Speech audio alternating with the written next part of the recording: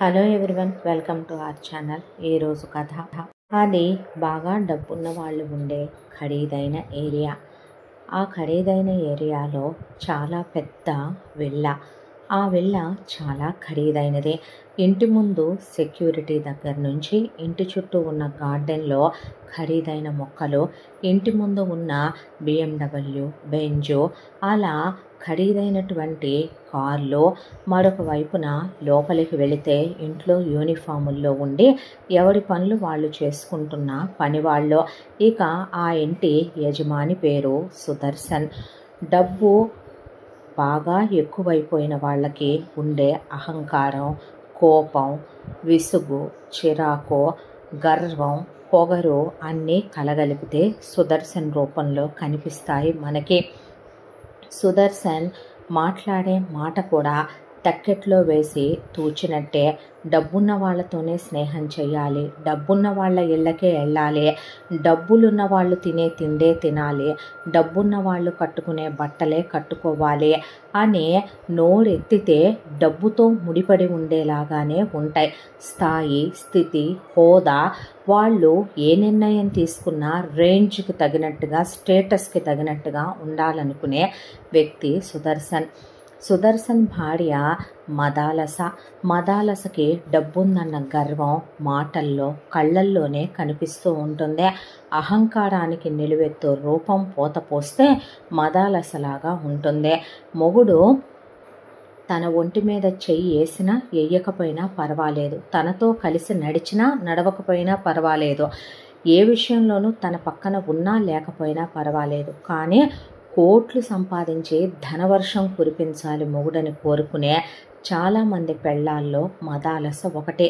మొగుడు పెళ్ళాం ఒకళ్ళకొకళ్ళు ఇచ్చుకునే టైం కూడా ఆ డబ్బులు సంపాదించే పరుగు పందెంలో చాలా తక్కువ. ఇక వీళ్ళిద్దరే దాంపత్యానికి వీళ్ళకి 4 పిల్లలు. మొదటగా కూతురు కవిత. చదువుకునే రోజుల్లోనే రవీంద్ర అనే ఒక అబ్బాయిని ప్రేమించానని, అతన్ని తప్ప ఎవరిని చేసుకోను చస్తానని, అతనికి ఆస్తిపాస్తులు ఎక్కడో ఉన్నాయని, అమ్మా నాన్న ఎవరూ లేరని, కాబట్టి అతన్ని పెళ్లి చేసుకుని నేను మీతోనే ఇక్కడే ఉండిపోతానని, మిమ్మల్ని వదిలి ఉండలేనని కూతురు చెప్పటంతో ఇల్లరికం అల్లుడు వస్తానంటే అంతకన్నా ఏం కావాలి, పైగా చదువుకున్న అల్లుడు, డబ్బు ఆస్తి ఉందని కూతురు చెప్తోంది. ఎంక్వైరీలు కూతురు చెప్పిన తర్వాత చేసుకుంటే సంస్కారం కాదు. చూడటానికి అల్లుడు అందంగా ఉన్నాడు, మెతగ్గా ఉన్నాడు, చదువుకున్నాడు. దాంతోనే కూతురు మాట కాదనకుండా రవీంద్రతో కవితకి పెళ్లి జరిపించి ఇల్లరికం పెట్టుకున్నారు. ఇంటి విషయాలన్నీ కూడా ఇంట్లో అంతమంది పనివాళ్ళు ఉన్నా కూతురు అల్లుడు పై ఎత్తును చూసుకుంటూ ఉంటారు. వీళ్ళకి ఒక పాప. రవీంద్ర సుదర్శన్తో పాటు ఆఫీస్ వ్యవహారాలు చూసుకుంటాడు. ప్రతి దానికి ఎప్పుడైతే కవితను పెళ్లి చేసుకున్నాడో రేంజ్ అని, స్టేటస్ అని, అంతస్తని, మాట్లాడే మాట కూడా ఫిల్టర్ చేసి మాట్లాడాలనే, చీప్ వాళ్ళతో ఫ్రెండ్షిప్లు చేయకూడదనే, లో గ్రేడ్ తిండ్లు తినకూడదనే, ఏ డిసిషన్ తీసుకున్నా బిజినెస్ పరంగా కూడా అది హై లెవెల్లోనే ఉండాలని, ఆఫీసులో మొదట మామ తర్వాత అల్లుడే ఏదైనా అన్నంతగా మామగారితో కలిసిపోయే అల్లుడు రవీంద్ర. ఇక పెద్ద కొడుకు ఆనంద్. మనిషికి డబ్బు మాత్రమే ప్రధానం కాదు, సంస్కారం ఉండాలి అనుకునే వాళ్ళు సుదర్శన్, మదాలస 3 కొడుకులు. పెద్దవాడు ఆనంద్, రెండోవాడు అభిరామ్, మూడోవాడు పృథ్వీ. మనుషుల్ని నిలువెత్తు బంగారాలు పోత పోసేస్తే వీళ్ళు ఆ 3 అనేలాగా ఉంటారు అన్నదమ్ములు. అన్నదమ్ములు 3 త్రిమూర్తుల్లాగా చాలా క్లోజ్గా ఉంటారు. ఏ వ్యవహారం ఉన్నా సరే కలిసి మాట్లాడుకుంటారు. ఇంత దాంట్లో ఆనంద్ అభిరామ్ కన్నా పృథ్వీ 5 ఏళ్ళు చిన్నోడు. కాబట్టి ఆనంద్కి అభిరామ్కి ఉన్న 1 ఇయర్ ఏజ్ గ్యాపే కాబట్టి, కవితకి ఆనంద్కి మళ్ళీ ఎక్కువ ఏజ్ గ్యాప్ కాబట్టి కవితకు ముందే పెళ్ళైపోవటం, పాప పుట్టడం జరిగిపోయి, ఆ తరువాత ఆనంద్ కాలేజ్లో ఎవరిని ప్రేమించలేదు. వాళ్ళ నాన్న ఇష్ట ప్రకారం పెళ్లి చేసుకోమన్నాడనే, కల్పన అనే అమ్మాయిని సంబంధం చూశారనే దాంతో పెళ్లి చేసుకున్నాడు ఆనంద్. ఆనంద్కి ఏ డబ్బుంది అనే అహంకారం, గర్వం నచ్చదో. మనుషులు డౌన్ టు ఎర్త్ ఉండాలనుకుంటాడో. ఈ డబ్బు శాశ్వతం కాదని, మనుషులు డబ్బుని కాదు మనుషుల్ని మనుషులు ప్రేమించాలి, ఆదరించాలి, మంచి మనసు కలిగి ఉండాలి అనే ఆనంద్కి నిలువెత్తు అహంకారి, గర్వపోతూ అయిన కల్పన భార్యగా వచ్చిందే. కల్పన వాళ్ళ నాన్న ఒక గవర్నమెంట్ ఆఫీసరు. లంచాలు బాగా గుంజి కోట్లు వెనకేశాడు. పైగా కల్పనకి ఇస్తామన్నారే కానీ ఒక 10 కోట్లు కట్నం గిఫ్ట్ కింద పిల్లలు పుట్టాక వాళ్ళు ఇచ్చింది ఏమీ లేదు. అంతా దాంట్లో ఆనంద్తో కల్పనకి పెళ్ళై ఇంట్లో అడుగు పెట్టాక పట్టుమని అలా పెళ్ళై హనీమూన్కి వెళ్ళొచ్చేసరికి కల్పన ఒరిజినాలిటీ ఆనంద్కి తెలియటం. నీ యాటిట్యూడు, బిహేవియరు, క్యారెక్టరు మార్చుకో, అలా ఉండకూడదని చెప్పటం. డబ్బున్న వాళ్ళంటే ఇలాగే ఉంటారు, నీలా లేకీగా ఉండకూడదు, అడ్డమైన వాళ్ళని నెత్తికెక్కించుకోకూడదు, ఎవరిని ఎక్కడుంచాలో అక్కడుంచాలని కల్పన అనేసరికి ఆ రోజు నుంచి ఇద్దరి మధ్య ఒక గీత ఉండిపోయింది. ఆ గీత పెరుగుతూ పెద్దదైపోయే భార్యాభర్తలు రోజు మొత్తం మీద మాట్లాడుకునేది కూడా చాలా తక్కువ. ఇద్దరి మధ్య పడకలు కూడా ఏనాడో దూరం అయిపోయినాయి. కల్పన ఎప్పుడో ఆనంద్నే నువ్వంటే నాకు ఇష్టమనో, ఐ లవ్ యూ అనో ఇలాంటి ఎక్స్పెక్టేషన్స్ ఆనంద్కున్నా ఎప్పుడూ దగ్గరికి తీసే భార్య కాదు. ఎన్నో కలలు కోరికలతో పెళ్లి చేసుకున్న పెళ్ళాం ఇలా వచ్చింది, రేపు పుట్టే పిల్లలు ఎలా పుడతారో అనే దాంతో ఆనంద్ అసలు పిల్లల్నే కంటం మానేశాడు. ఇలా వీళ్ళిద్దరి జంట పెళ్ళయి పిల్లలు లేక, అన్యోన్యత లేక, మొగుడు పెళ్ళాలు విడాకులు ఇచ్చుకోలేక కలిసి కాపురం చేస్తున్న జంట వీళ్ళు. ఇక రెండో కొడుకు అభిరామ్ విషయానికి వస్తే, అభిరామ్ కాలేజ్ డేస్లో ఒక అమ్మాయిని ప్రేమించి ఆ అమ్మాయితో వాళ్ళిద్దరికీ ఏదో మనస్పర్ధలు వచ్చి బ్రేకప్ అయింది. ఆ విషయం పెళ్లి చూపుల్లో ఎప్పుడు తను చేసుకున్న భార్య రమ్యకి ఆ రోజున తను చెప్పాడు. రమ్య కూడా వేరే అబ్బాయితో ప్రేమించి బ్రేకప్లు అయినప్పటికీ అభిరామ్ రమ్యని ఏ రోజు దెప్పటం కానీ ఎంచటం కానీ చేయడు. కానీ రమ్య పెళ్ళి అవ్వగానే అలా ఫస్ట్ నైట్లు అయిపోయేంత వరకు సైలెంట్గా ఉండి, హనీమూన్ అయ్యేంత వరకు మౌనంగా కలిసిపోయినట్టుండే. ఆ తర్వాత నుంచి ఇలాగే ఉండేవాడివా నీ ఎక్స్ గర్ల్ ఫ్రెండ్తో, అది నీతో ఇలాగే ఉండేదా, నువ్వు ఇలాగే ఉండేవాడివా, దాని ఒంటి మీద ఇలాగే చెయ్యేసేవాడివా అని ప్రతి దానికి రోజుకి ఒక 1000 సార్లైనా జరిగిపోయిన గతం గురించే, గతంలో జరిగిపోయిన లవ్ స్టోరీ ఎందుకు చెప్పుకున్నానా పెళ్ళానికి అని ఏడవని క్షణం లేదు అన్నంతగా అభి మనసు విరిచేసింది రమ్య వాళ్ళ నాన్నకి బార్లున్నాయి. ఒకవైపున బార్ల మీద బార్లు పెట్టి కొన్ని కల్తీ వైన్తో సహా అమ్మి కోట్లు సంపాదించి ఉంచాడు రమ్య వాళ్ళ నాన్న. రమ్యది కూడా అరేంజ్డ్ మ్యారేజ్. అభిరామ్తో సంబంధం చూసింది సుదర్శన్ వాళ్లే. ఇక డబ్బుందనే మదం, గర్వం, అహంకారం కల్పనకి, కవితకి, మదాలసకి ఎలా ఉందో రమ్యకి ఇంకో టన్ను ఎక్కువే ఉంటుంది కానీ తక్కువ మాత్రం ఉండదు. రమ్యకి కూడా ఏదో ఒక రోజుకి కట్నాలు ఇస్తామని చెప్పారే తప్ప వాళ్ళుగా ఇచ్చింది వీళ్ళుగా తీసుకుంది ఏమీ లేదు. ఎంత దాంట్లో రమ్య ఎప్పుడైతే ఇలా మాట్లాడటం మొదలు పెట్టేసిందో ఆ రోజు నుంచే వీళ్ళిద్దరి మధ్య మనస్పర్ధలు, వీళ్ళిద్దరి మధ్య పడకల దూరాలు, వీళ్ళిద్దరి మధ్య ఏ రోజు మాట కలవటం అనేదే ఉండదు. ఇక ఆనంద్కి కల్పనకి మధ్య ఒక గీత పెద్దదవుతూ వెళ్తే వీళ్ళిద్దరి మధ్య 2 గీతలు పెద్దవి అవుతూ వెళ్ళి ఇద్దరి మధ్య ఏ రోజో సాన్నిహిత్యాలు చెడే. పెళ్ళయింది, విడాకులు ఇవ్వకూడదు సొసైటీ కోసమని కాపురాలు చేస్తూ పెళ్ళాలు ఇంటికి వచ్చే టైంకి ఎదురు రావటమో, సరదాగా ఉండటమో, పడగదిలో ముచ్చట్లో కలిసి ఒక ట్రిప్కి వెళ్ళటమో, గుడికి వెళ్ళటమో, సినిమాకి వెళ్ళటమో, వీళ్ళేదైనా తీసుకొస్తే వాళ్ళు ఇవే మా దగ్గర ఎప్పుడో ఉన్నాయనో, మాకు నచ్చలేదనో తీసుకెళ్ళి వాటిని వీళ్ళ ముందే పని వాళ్ళకి ఇవ్వటమో, పక్కన పడేయటమో చేస్తూ ఉంటారు. కాబట్టి మనసు విరిగిపోయే పొద్దుననగా వెళ్ళే ఆఫీసులో అర్ధరాత్రి వరకు గడిపొస్తారు ఆనంద్, అభిరామ్. అంతా దాంట్లో పెళ్ళయ్యి ఏళ్ళు గడిచిపోతున్నా అన్నదమ్ములిద్దరూ పిల్లల్ని కనకూడదని, కానీ ఆ పిల్లలు రేపు పెళ్ళాల్లాగా అయితే తట్టుకోలేమనే దాంతో డిసైడ్ అయిపోయి కూర్చున్నారు ఇద్దరూ కూడాను. పోనీ ఆఫీసులో ఏమైనా ప్రశాంతత మనశ్శాంతి ఉంటుందా అంటే ఆఫీస్కి రమ్మంటాడు సుదర్శన్. వాళ్ళు ఈ ఆఫీసులో వర్క్ చేయటం కన్నా బయట ఉద్యోగాలకు వెళితే ప్రశాంతత అనుకున్నంతసేపు పట్టదు. ఇక్కడ కాక బయట ఎవడరా మీకు ఉద్యోగాలు ఇచ్చేదే, ఊరుకుంటానా నేను అనే చచ్చినట్టు కొడుకుల్ని ఆఫీస్కి రమ్మనమనే వర్క్ అంతా కొడుకుల నెత్తి మీద తోసేసి డెసిషన్లు మాత్రం తను అల్లుడు తీసుకుంటారు. బోర్డ్ ఆఫ్ డైరెక్టర్లో ఒకళ్ళుగా కొడుకులు కూర్చున్నప్పటికీ నిర్ణయాలన్నీ బొమ్మరిల్లు ఫాదర్లా సుదర్శన్ తీసుకుంటే రవీంద్ర అమలు పరుస్తూ ఉంటాడు. వాళ్ళకి అక్కడ మనశ్శాంతి ఉండదు.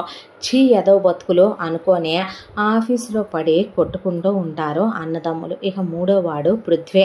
అన్నదమ్ములు పెద్దబ్బాయి రెండో అబ్బాయి కన్నా కూడా పృథ్వీ చాలా చురుకైన వాడు, చాలా డౌన్ టు ఎర్త్ ఉండే పర్సను. చాలా మంచివాడు, మెతక స్వభావం, గట్టిగా మాట్లాడడం.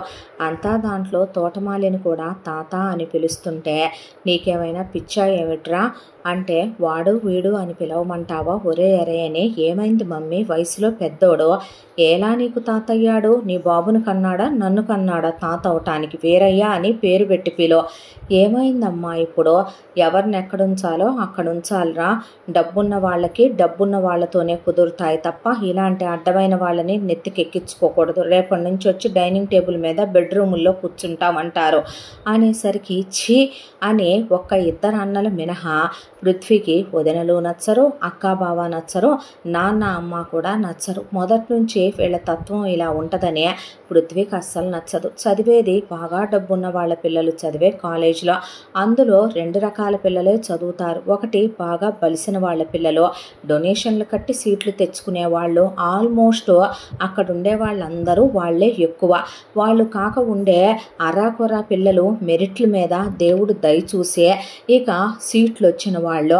కానీ పృథ్వీ అక్కడున్న వాళ్ళంతా కులమనే లేదా అక్కడున్న వాళ్ళందరూ డబ్బు హోదా అనే స్నేహాలు చేస్తారు. పృథ్వీ అలా కాకుండా తనకన్నా మిడిల్ క్లాస్ వాళ్ళైనా తనతో ఈక్వల్ అయిన వాళ్ళైనా సమానంగానే స్నేహం చేసుకుంటూ వస్తాడు. ఎంతకాలంలో పృథ్వీ ఇంజనీరింగ్ అయిపోయి పీజీకి వచ్చాడు. ఈ 4 సంవత్సరాలుగా పృథ్వీ ఒక అమ్మాయిని ప్రేమిస్తున్నాడు. ఆ అమ్మాయి పేరు శ్రావ్య. కాలేజీకి వెళ్ళిన మొదట్లో పృథ్వీతో ఒక మంచి పరిచయం, ఆ తర్వాత స్నేహం. శ్రావ్యే ఐ లవ్ యూ చెప్పి ప్రపోజ్ చేసిందే. రెండో అన్న విషయం అలా అయిందని, పెద్దన్నయ్య లైఫ్ హ్యాపీగా లేదని, ఈ ప్రేమలంటే తనకి పెద్ద ఇష్టం లేదని దూరంగా ఉన్నాడు. కానీ శ్రావ్య నరం కోసేసుకుంటాను, చచ్చిపోతాను అనే పృథ్వీని నువ్వు ప్రేమించకపోతే నేను బ్రతకను అందే. అనేసరికి అందరమ్మాయిలు ఒకేలా ఉండరేమో, ఇప్పటి వరకు ప్రేమ అనే దాంతో తనకు పరిచయం లేక తనలా అనుకుంటున్నాడేమో, అందరికీ ఎదురయ్యే వాళ్ళు ఒకేలా ఉండరు అనే దాంతో శ్రావ్య లవ్కి ఓకే చెప్పాడు. ఇద్దరు ప్రాణానికి ప్రాణంగా ప్రేమించుకోవటం మొదలుపెట్టారు. తనువులు మనసులు కూడా ఏకమయ్యేంత ప్రేమ, ఇద్దరు ఒకళ్ళని ఒకళ్ళు వదిలి ఉండలేనంత ప్రేమ. ఇంత దాంట్లో శ్రావ్య వాళ్ళు కూడా బాగా డబ్బున్న వాళ్ళు కాబట్టి శ్రావ్య వాళ్ళకి డబ్బున్న పృథ్వీ అల్లుడవుతాడంటే వాళ్ళ ఇంట్లో ఎలాంటి ప్రాబ్లం లేదు. శ్రావ్యది ఈ ఊరు కాదు, ఇక్కడికి ఈ కాలేజ్లో చదువుకోవటానికి ముచ్చటపడి వచ్చింది. వేరే ఒక 2 BHK ఫ్లాట్ తీసుకునే రెంట్కుంటుంది ఒక పాష్ ఏరియాలో శ్రావ్య. ఇక పృథ్వీని ఎప్పుడంటే అప్పుడు రమ్మనమంటాం, ఫ్లాట్లకు వెళ్ళటం, ఇద్దరూ ఫిజికల్గా క్లోజ్ అవటం, ఎటు కాబోయే భార్యాభర్తలే కదా అనే దాంతో గిఫ్ట్లని సెలబ్రేషన్లని హార్ట్ బాండింగ్ పడిపోయిందే. ఫిజికల్గా కూడా కలవటంతో భార్యాభర్తలు అయిపోతాం కదా అని ఫిక్స్ అయిపోయి పిచ్చిగా ప్రేమించేయడం మొదలుపెట్టాడు పృథ్వీ. ఇలా ఇద్దరు అసలు వేరు కాదు అన్నంత క్లోజ్గా ఉండేవాళ్ళు. ఆ సెలబ్రేషన్లు ఈ సెలబ్రేషన్లు, ట్రిప్పులకి వెళ్ళి రావటం, ఎంజాయ్మెంట్లో లైఫ్లో ఇంకేం కావాలి అన్నంత హ్యాపీగా జీవితం గడిచిపోతూ చాలా సంతోషంగా ఉన్నారు. పృథ్వీ వాళ్ళదే కరెక్ట్గా ఎంబీఏ కూడా 1.5 ఇయర్ కంప్లీట్ అయిపోయి ఇంకా ఒక 6 నెలల్లో ఎంబీఏ కంప్లీట్ అయిపోబోతోంది. వాళ్ళ నాన్న చెప్పిన ప్రకారం అన్నదమ్ములు ముగ్గురు కూడా ఇంజనీరింగ్ ఎంబీఏనే చదవాలి వాళ్ళు.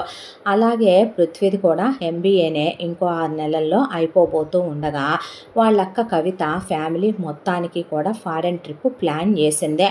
ప్లాన్ చేస్తే అది 20 రోజుల ట్రిప్. 20 రోజుల ట్రిప్ అయితే శ్రావ్య నా బర్త్డే ఉండవురా ఈసారి నువ్వు అనేసరికి నవ్వి ఉండట్లేదుగా అని చెప్పాడు. చెప్పటం అయితే చెప్పాడు కానీ తన గర్ల్ ఫ్రెండ్ని సర్ప్రైజ్ చేయాలనే దాంతో వాళ్ళక్కనే నాకు 20 రోజులకి టికెట్స్ బుక్ చేయొద్దక్క 10 డేస్కి బుక్ చేయ చాలు, ఆ తర్వాత నాకు కాలేజ్లో ప్రాజెక్ట్ ఉంది నేను వచ్చేయాలి డాడీ అంటే ఇట్స్ ఓకే లేవే అలాగే బుక్ చేయన్నాడు సుదర్శన్. వెళ్ళిన తర్వాత 10 రోజులు అన్నలతో కలిసి ఎంజాయ్ చేసి అక్కడి నుంచి స్పెషల్గా ప్రీషియస్గా ఉండే ఒక డైమండ్ నెక్లెస్ గిఫ్ట్గా తీసుకుని అక్కడే ఒక డ్రెస్ తీసుకుని అవన్నీ కొన్నాక ఇక్కడికి వచ్చాడు. వచ్చిన తర్వాత తన గర్ల్ ఫ్రెండ్ కోసమని ఫ్లవర్స్, కేకు, చాక్లెట్స్ అన్నీ తీసుకుని తను వస్తున్నాననే విషయం అసలు తెలియనివ్వకుండా ఆ రోజున డైరెక్ట్గా రాత్రి 12ంటికి సర్ప్రైజ్ చేద్దామని కారు వేసుకుని అలా గర్ల్ ఫ్రెండ్ ఉండే అపార్ట్మెంట్ దగ్గరికి వెళ్ళాడు.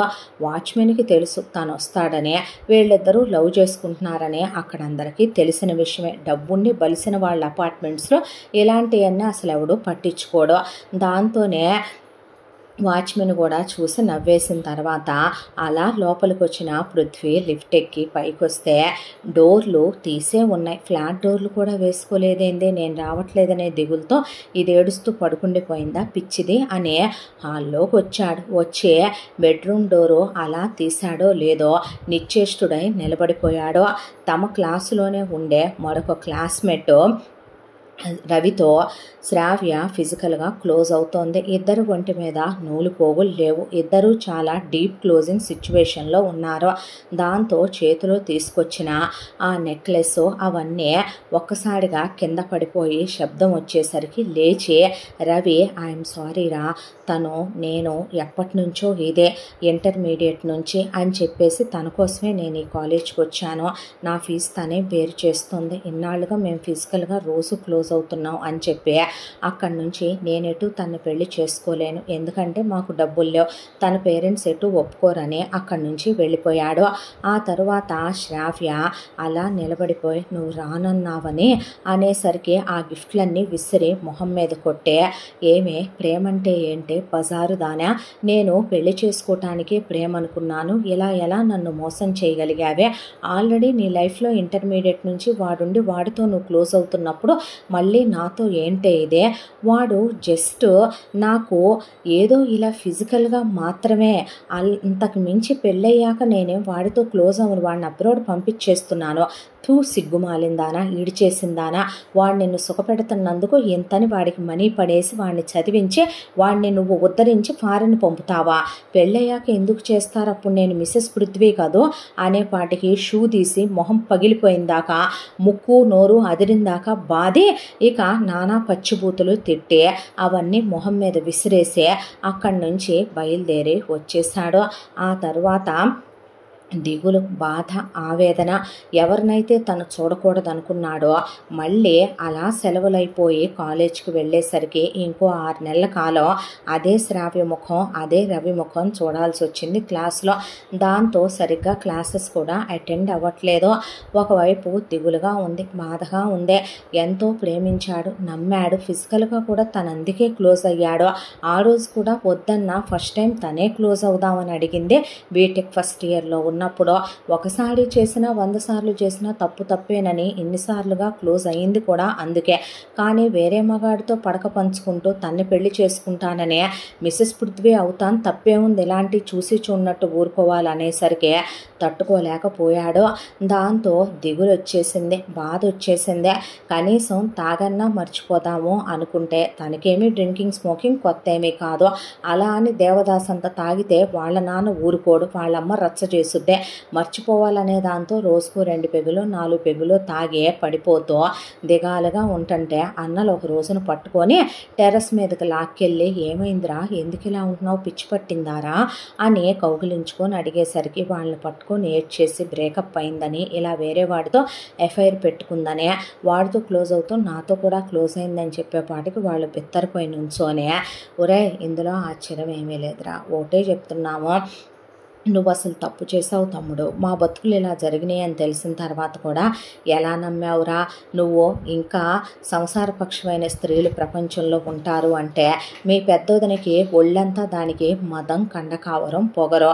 పెళ్ళికి ముందు వీళ్ళు ఎంతమందినైనా ప్రేమించవచ్చురా, పెళ్ళైన తర్వాత వాళ్ళని మనం దెప్పంగానే అవి మాత్రం మనం చెప్పుకున్నామంటే మన దెప్పితే వదిలేసేయరా, మూవ్ ఆన్ అయిపో, లైట్ తీసుకో, ఎందుకురా అంత సీరియస్గా తీసుకోవటం, అది ఎప్పుడైతే నిన్ను ఫిజికల్గా వాడుకుందో, ఎప్పుడైతే అది నిన్ను ఒక టాయ్ కింద చేసేసిందో, పప్పెట్ గాడి కింద చేసేసిందో అప్పుడే అది చచ్చింది అనుకోవాలి. ఎలాంటి ఎవరి లైఫ్లో లేని రేపు అది పెళ్లి చేసుకోదా, ఇంకోటితో కాపురం చేయదా, మనకు అనవసరం రా, అయిపోయింది కదా ఇంకా వదిలేసే, చదువు అయిపోతుంది ప్రశాంతంగా. మన నాన్నకి ఇవన్నీ చెప్పబాకురోయ్, చెప్పావంటే అరేంజ్డ్ మ్యారేజే చాలా బెటర్ అని మీ పెద్దోదన్ లాంటి డబ్బు మదంతో పొగరుతో కళ్ళు మూసుకుపోయిన దాన్నో మీ రెండో వదనలాగా దెప్పేదాన్నో తీసుకొని వస్తాడు. దానికి బదులు టైం తీసుకో, నీ లైఫ్లో కరెక్ట్ అయిన ఒక అమ్మాయిని దేవుడే పంపుతాడు. నీ మనసు మంచి తమ్ముడు, మాలా కూడా కాదు కదరా, నువ్వు ఇంకా బంగారానివి కదరా, నీకేం తక్కువరా, నువ్వు చేసిన దాన ధర్మాలకి నువ్వు ఈ రోజుకి కూడా ఎన్నో ఆర్ఫన్లకే నువ్వు డొనేషన్లు ఇస్తూ ఉంటావో, అలాంటి మంచోడివి నువ్వు. మేమన్నా వెనక ముందు ఆలోచిస్తామేమో డాడీ మాట వింటంలో, నువ్వేది మంచో అదే చేస్తావో, నీకు కాకి ఎవరికరా దేవుడు మంచి చేస్తాడో, వదిలేమ్మా అని చెప్పేశారు అన్నలో. ఆ తర్వాత పృథ్వీ కూడా లైట్ తీసేసుకొని మూవ్ ఆన్ అయిపోయి పట్టించుకోవటం మానేశాడు.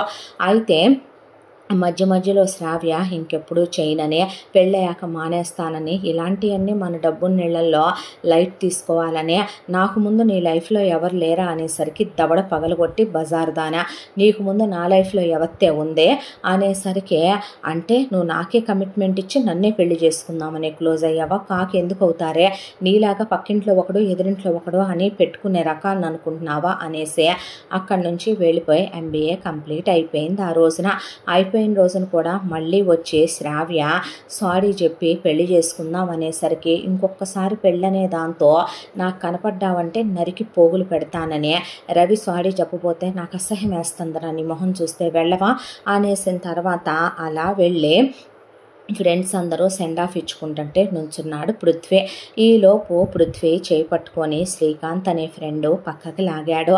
ఏమైందిరా శ్రీ అంటే, పృథ్వీ నా చదువు అయిపోయిందని, నేను క్యాంపస్ ప్లేస్మెంట్లో సెలెక్ట్ అయ్యానని, నాకు జాబ్ వచ్చిందని మా వాళ్ళు సంబరపడిపోయి నాకు ఓ మంచి పెళ్లి సంబంధం చూసి పెళ్లి చేస్తున్నారా అనేసరికి, ఎవరైనా MBA కంప్లీట్ అయిపోయిందంటే పార్టీ ఇస్తారు, జాబ్ వచ్చిందంటే హ్యాపీగా ఫీల్ అవుతారు, గిఫ్ట్ ఇస్తారు, గిఫ్ట్ కింద పెళ్లి కూతుర్నిస్తున్నారా, మేము మీలా సెటిల్డ్ ఫ్యామిలీ కాదు కదరా, నేను మెరిట్ మీద వచ్చాను కదరా, నేను మీ క్యాస్ట్ కాదు కదరా, నాతో ఇక్కడ ఎవరు ఫ్రెండ్షిప్ చెయ్యరుగా పృథ్వీ, నువ్వు తప్ప నాతో ఎవరు ఇంత ప్రేమగా ఉండరుగా, అందుకే మా అమ్మ నాన్నలకి చెప్పి మరి నీ ఒక్కడినే పిలుస్తున్నాను, నువ్వు ఒక్కడివేగా నా బెస్ట్ ఫ్రెండ్వి, ఇదిగో కార్డు కూడా తెప్పించాను, నువ్వు తప్పకుండా రావాలి, లేకపోతే నేను ఫీల్ అవుతాను, 2 వారాల్లో అన్ని అకేషన్లు మొదలవుతాయి, నువ్వు లేకపోతే నాకు లోటుగానే ఉంటుంది, నా మీద ఒట్టే నువ్వు రాకపోతే అనేసరికి, రే అంటే ఈ ఫార్మాలిటీస్ ఏంట్రా,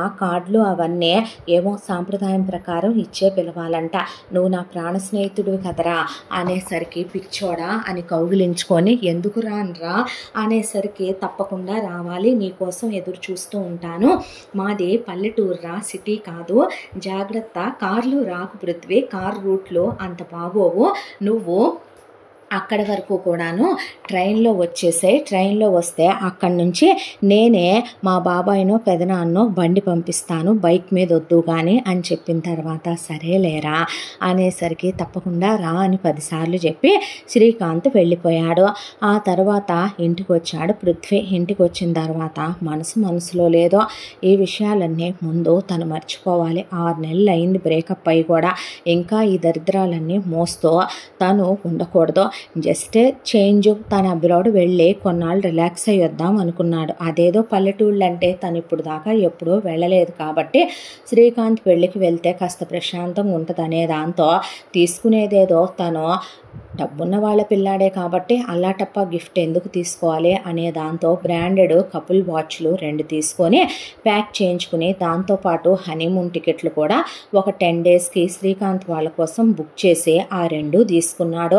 తీసుకొని పక్కన పెట్టుకున్న తర్వాత ఏరా ఆఫీస్కి రావా నువ్వు అని వాళ్ళ నాన్న అంటే, లేదు నాన్న, నా ఫ్రెండ్ మ్యారేజ్ ఉంది, అక్కడికి వెళుతున్నాను, వెళ్ళి వాడి మ్యారేజ్ అయ్యి వచ్చిన తర్వాత నేను అబ్రాడ్ వెళ్ళి కొన్నాళ్ళు రిలాక్స్ అవ్వాలి, ఆ తర్వాత చూద్దాం అనేసరికి ఎందుకురా టైం వేస్ట్ చేయటం, అయిపోయింది కదా ఎడ్యుకేషను, ఇంకా వచ్చేయచ్చు కదా బిజినెస్కి, డాడీ ఫార్మాలిటీకి రమ్మంటావే కానీ అక్కడికి వచ్చి మేము చేసేదేముంది, ఫస్ట్ డెసిషను నువ్వు తీసేసుకుంటావు, సెకండ్ డెసిషను నీ అల్లుడు తీసుకుంటాడు, అదేంటో బయట నుంచి వచ్చిన వాళ్ళకు ఉన్న వాల్యూ కన్న కొడుకులకి ఇవ్వవు నువ్వు అనేసరికి ఎవడ్రా బయట నుంచి వచ్చింది అంది వాళ్ళక్క. నీ మొగుడే, అయినా సిగ్గులేదా పుట్టింటి మీద పడి తినటానికి, పెళ్ళై ఇన్నేళ్ళైనా కూడా నీ మొగుడికి ఎక్కడో ఉన్నాయి అంటావు డబ్బులు, ఎక్కడున్నాయి చూపించోసారి, అదేదో ఉంటే వేరే బిజినెస్ పెట్టుకోవచ్చుగా, ఎక్కడ కూర్చొని పట్టుకొని వేళ్ళాడటం ఎందుకో అనేసరికి చూడమ్మా చూడు నాన్న అనేసరికి ఏంట్రా ఇదంతా, మరి లేకపోతే నేను చెప్పేది వినకుండా మధ్యలో ఎందుకు దూరిపోద్ది ఈవిడ, ఎవడడిగాడు ఏవండి ఇక్కడ ఒపీనియన్, నోరు ముయ్యక్క నువ్వు అని. అబ్బా డాడీ పెళ్ళికి వెళ్ళొస్తానంటున్నాడుగా, చిరాగ్గా ఏంటిదంతా అన్నారు కొడుకులో.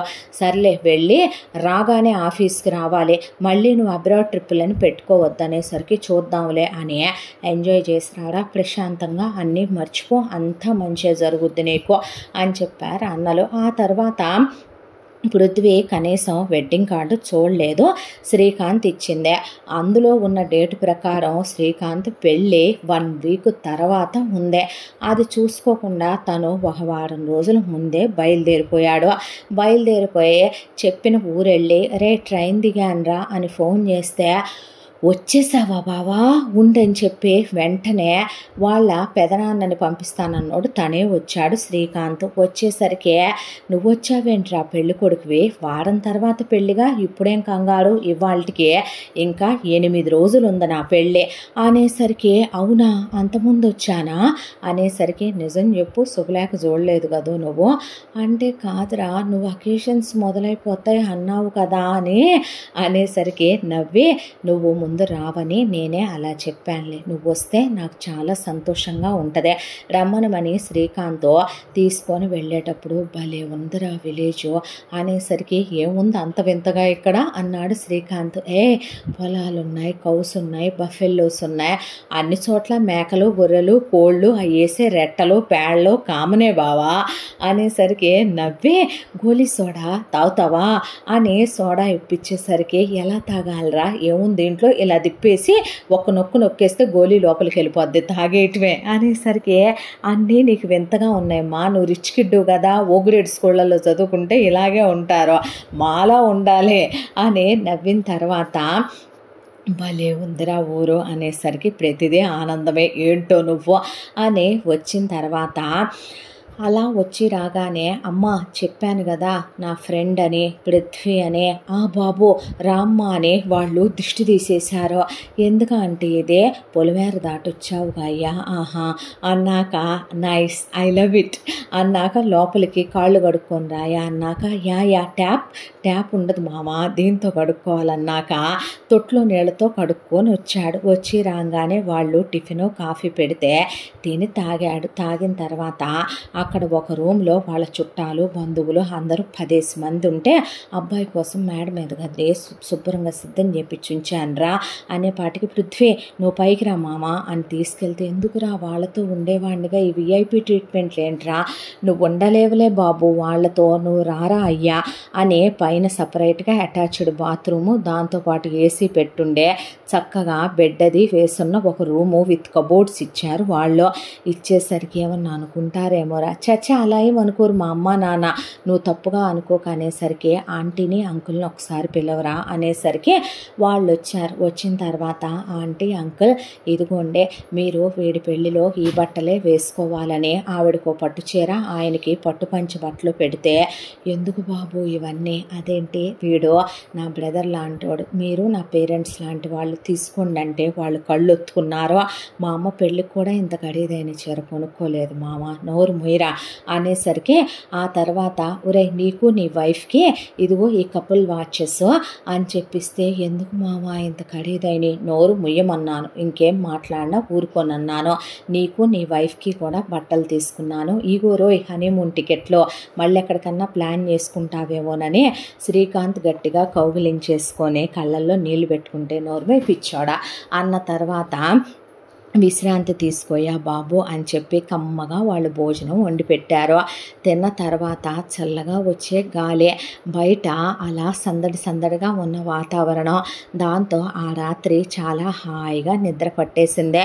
తెల్లారి ఏం తోచట్లేదు, ఎంతసేపు అని గదిలో ఉండి టీవీ చూస్తాడు, బయటికి వెళ్తే వాళ్ళు ఏం తింటావని అడుగుతున్నారు పద్దాకా, కొబ్బరి బొండాలు తాగి అయి తిని ఈ తిని చిరాకు వచ్చేసిందే. దాంతో పోనీ శ్రీకాంత్ని బయటికి తీసుకెళ్ళి ఊరు చూపించమందామా అంటే శ్రీకాంత్ కాబోయే అత్తగారోళ్ళు మామగారోళ్ళు చుట్టాలు వచ్చి పాపం కమ్మేశారు. దాంతో శ్రీ నేను బయటికి వెళ్ళి వస్తాను రా అంటే, ఎక్కడికి, నేను వస్తా అంటే, ఏమొద్దో నువ్వు పెళ్లి పనుల్లో ఉన్నావుగా చూసుకో, ఊరే కదరా తెలుస్తుందిగా, అలా నడుచుకుంటూ వెళ్తానులే అంటే, జాగ్రత్త మామ అనేసరికి కాల్ చేస్తానులే బే తెలియపోతే అన్నాక జాగ్రత్త అంటే అలా నడుచుకుంటూ వెళ్తూ ఉంటే ఒక్కసారిగా ఆ పొలాలు ఊరు గేదెలు అవన్నీ చూసుకుంటూ ఒక 5-6 గోలీ సోడాలు దాగేశాడు నచ్చినాయి అని. అక్కడి నుంచి అలా నడుచుకుంటూ వెళ్తుంటే ఓ పొలం దాకా వెళ్ళేసరికి అలసట వచ్చింది, అలుపు వచ్చింది. ఎంతైనా థ్రెడ్మిల్ మీద ఏసీల్లో మనం వాక్ చేయటం వేరు, కానీ ఇలా చేస్తే మంచి ఎక్సర్సైజే అవుద్దేమో ఫ్రెష్ ఎయిర్లో అనుకుంటూ నడుచుకుంటూ వచ్చి నడవలేక పొలం గట్టున అలా కూర్చుంటే ఒక ఆయన వచ్చి, ఎవరమ్మా బాబు నువ్వు అని అడిగితే, పెళ్ళి జరుగుతుంది కదండి ఈ ఊర్లో శ్రీకాంత్దే, శ్రీకాంత్ ఫ్రెండ్ నేను, క్లాస్మేట్స్ మేమిద్దరం పెళ్ళికి వచ్చానంటే, అవునా అయ్యా మా ఊరికి వచ్చిన చుట్టానివా నువ్వు, కూర్చో బాబు కూర్చోయ్యా, ఈ చెట్టు కింద కూర్చోయ్యా చల్లగా ఉంటుంది అన్నాక, ఒక్క నిమిషం బాబు అని 2 కొబ్బరి బొండాలు కొట్టించి ఆయన, తాగయ్యా, నువ్వు ఒకవేళ కాలు మడుచుకోవాలంటే ఈ పక్కనే పంపు సెట్ ఉంది, అటు వెళ్తే గనక నీళ్లు ఉంటాయి బాబు, అక్కడే 4-5 పిడతలు కూడా ఉంటాయి, తీసుకొని వెళ్ళొచ్చు, లేదు నువ్వు ప్యాస్కి వెళ్ళేటట్టయితే ఇక్కడికి ఎక్కడికైనా వెళ్ళొచ్చు అనే పాటికి ఓపెన్ వాష్రూమ్సా అనుకొని నవ్వుకొని, అక్కర్లేదండి అన్నాక వెళ్ళేటట్టయితే వెళ్ళమ్మా అని చెప్పి ఆయన వెళ్ళిపోయాడు పని చేసుకుంటూ. అలా చెట్టు కింద కూర్చున్నాడు. చూస్తే చల్లటి గాలి ఒకవైపున, చాలా ప్రశాంతంగా ఉంది మనసు. లైఫ్లో maybe this is the right time, జరిగినవన్నీ మర్చిపోవాలేమో తను, ఇక నుంచే తన లైఫ్లో తను న్యూ డెసిషన్స్ తీసుకోవాలి, మూవ్ ఆన్ అయిపోవాలి. మేబీ అన్నయ్య వాళ్ళు చెప్పినట్టు నాకు నేనే జరిగిపోయిన గతంలో ఉండిపోకూడదు అనుకుంటూ ఉండగానే ఎవరో ఒక అమ్మాయి చూడటానికి చక్కగా ఉంది, బొమ్మలాగా లంగా ఓణి వేసుకొని అలా బొడ్లో కొంగు దోపుకొని జడేసుకొని తల్లో పూలు పెట్టుకొని అలా వయ్యారంగా నడుం తిప్పుకుంటూ చేతిలో ఒక క్యాన్ పట్టుకొని పాట పాడుకుంటూ క్యాన్ అంతా ఊపేసుకుంటూ వస్తూ ఉండగా ఉన్నట్టుండే పాట ఆగిపోయే, అర్రర్రే క్యాన్ ఊపుకుంటా వస్తున్నాను, మళ్ళీ నాన్న చూస్తే ఆ కూర ఒలికిచ్చేసావమ్మా, నూనె కారిపోయింది, క్యాన్ ఊపుకుంటా వచ్చావా అని అడుగుతాడు. చాచా అనుకుంటూ అలా మెల్లగా వచ్చిందే. వస్తూ ఉండగా ఓ బాబాయ్ అనేసరికి, ఆ అమ్ములు ఏందమ్మా అనేసరికి, నానేడి అని అడిగితే, నాన్న ఎరువుల కోసం పోయాడుగా. అవునా, ఎప్పుడొస్తాడు బాబాయ్? ఎప్పుడొచ్చేదేందమ్మా, నానొచ్చేపాటికి పొద్దుగూకి పోదు, ముందు తెచ్చి ఎరువుల్ని 7 షెడ్లో దింపి పోవాలా, రేపు తెల్లారగట్న ఎరువులు చల్లొద్దు. అవునా అనేసరికి, ఏంది బువ్వ పట్టుకొచ్చా, నానాడు తినేస్తానన్నాడే, సరేలే అంతోడు దాని ఫోన్ చేసి చెప్పొచ్చుగా అమ్మకి అన్న తర్వాత, ఉఫ్ఫో ఇప్పుడు మళ్ళీ మోసుకొచ్చాను, వెనక్కి మోసుకెళ్ళేదేంటి, ఏం వండింది, అబ్బా చేపల పులుసు అనుకుంటా అని మూత తీసి పర్లేదులే ఓ పట్టు పట్టేద్దాం, ఇంటికి వెళ్ళాక ఇంకో పట్టు కూడా పట్టచ్చు, ఇసుక దొందులు ఉండేవా అమ్మా అబ్బా అని అలా మూత తీసి చూసేసరికి నోట్లో నీళ్ళొచ్చేస్తాయే, అమ్మ కొరికేయాలంతే నిన్ను అని అలా మాట్లాడుతుంటే పృథ్వీ చూసి నవ్వుకొని అలా చేపని నోట్లో పెట్టుకొని తినేస్తూ ఆ పులుసుని అన్నంలో పోసుకొని కలుపుకొని తింటూ ఉండగా ఒక 4 ముద్దలు తిన్నాక పృథ్వీ అలా చూడటం చూసి పృథ్వీ వైపు చూసి, ఓయ్ అబ్బాయి ఏందలా చూస్తున్నావు అనేసరికి, ఆహా ఏం లేదు అని పృథ్వీ అటు తిరిగేసరికి, ఎవరు నువ్వు, ఈ ఊరి మొహంలా లేదే, ఇక్కడ చూసినట్టు లేవే నువ్వు అనేసరికి, ఈ ఊరు కాదులే సిటీ నుండి వచ్చాను, ఎక్కడికి వచ్చావు అనేసరికి, శ్రీకాంత్ ఉన్నాడు కదా పెళ్ళి జరుగుతుంది ఈ ఊళ్ళో, ఓ పెళ్ళోళ్ళ ఇంటికి వచ్చావా, మా చుట్టాలు కూడా వాళ్ళు మా కులపోళ్లే, వాళ్ళ ఇంటికి వచ్చావంటే శ్రీకాంత్ అన్నాయి ఫ్రెండ్ అంటే నువ్వు శ్రీకాంత్ గాడి కులమేనా అంటే మా కులమే అయ్యి ఉంటావుగా, ఏం కులమైంది మీదే అనేపాటికి నీ క్యాస్ట్ ఫీలింగా అని అడిగాడు.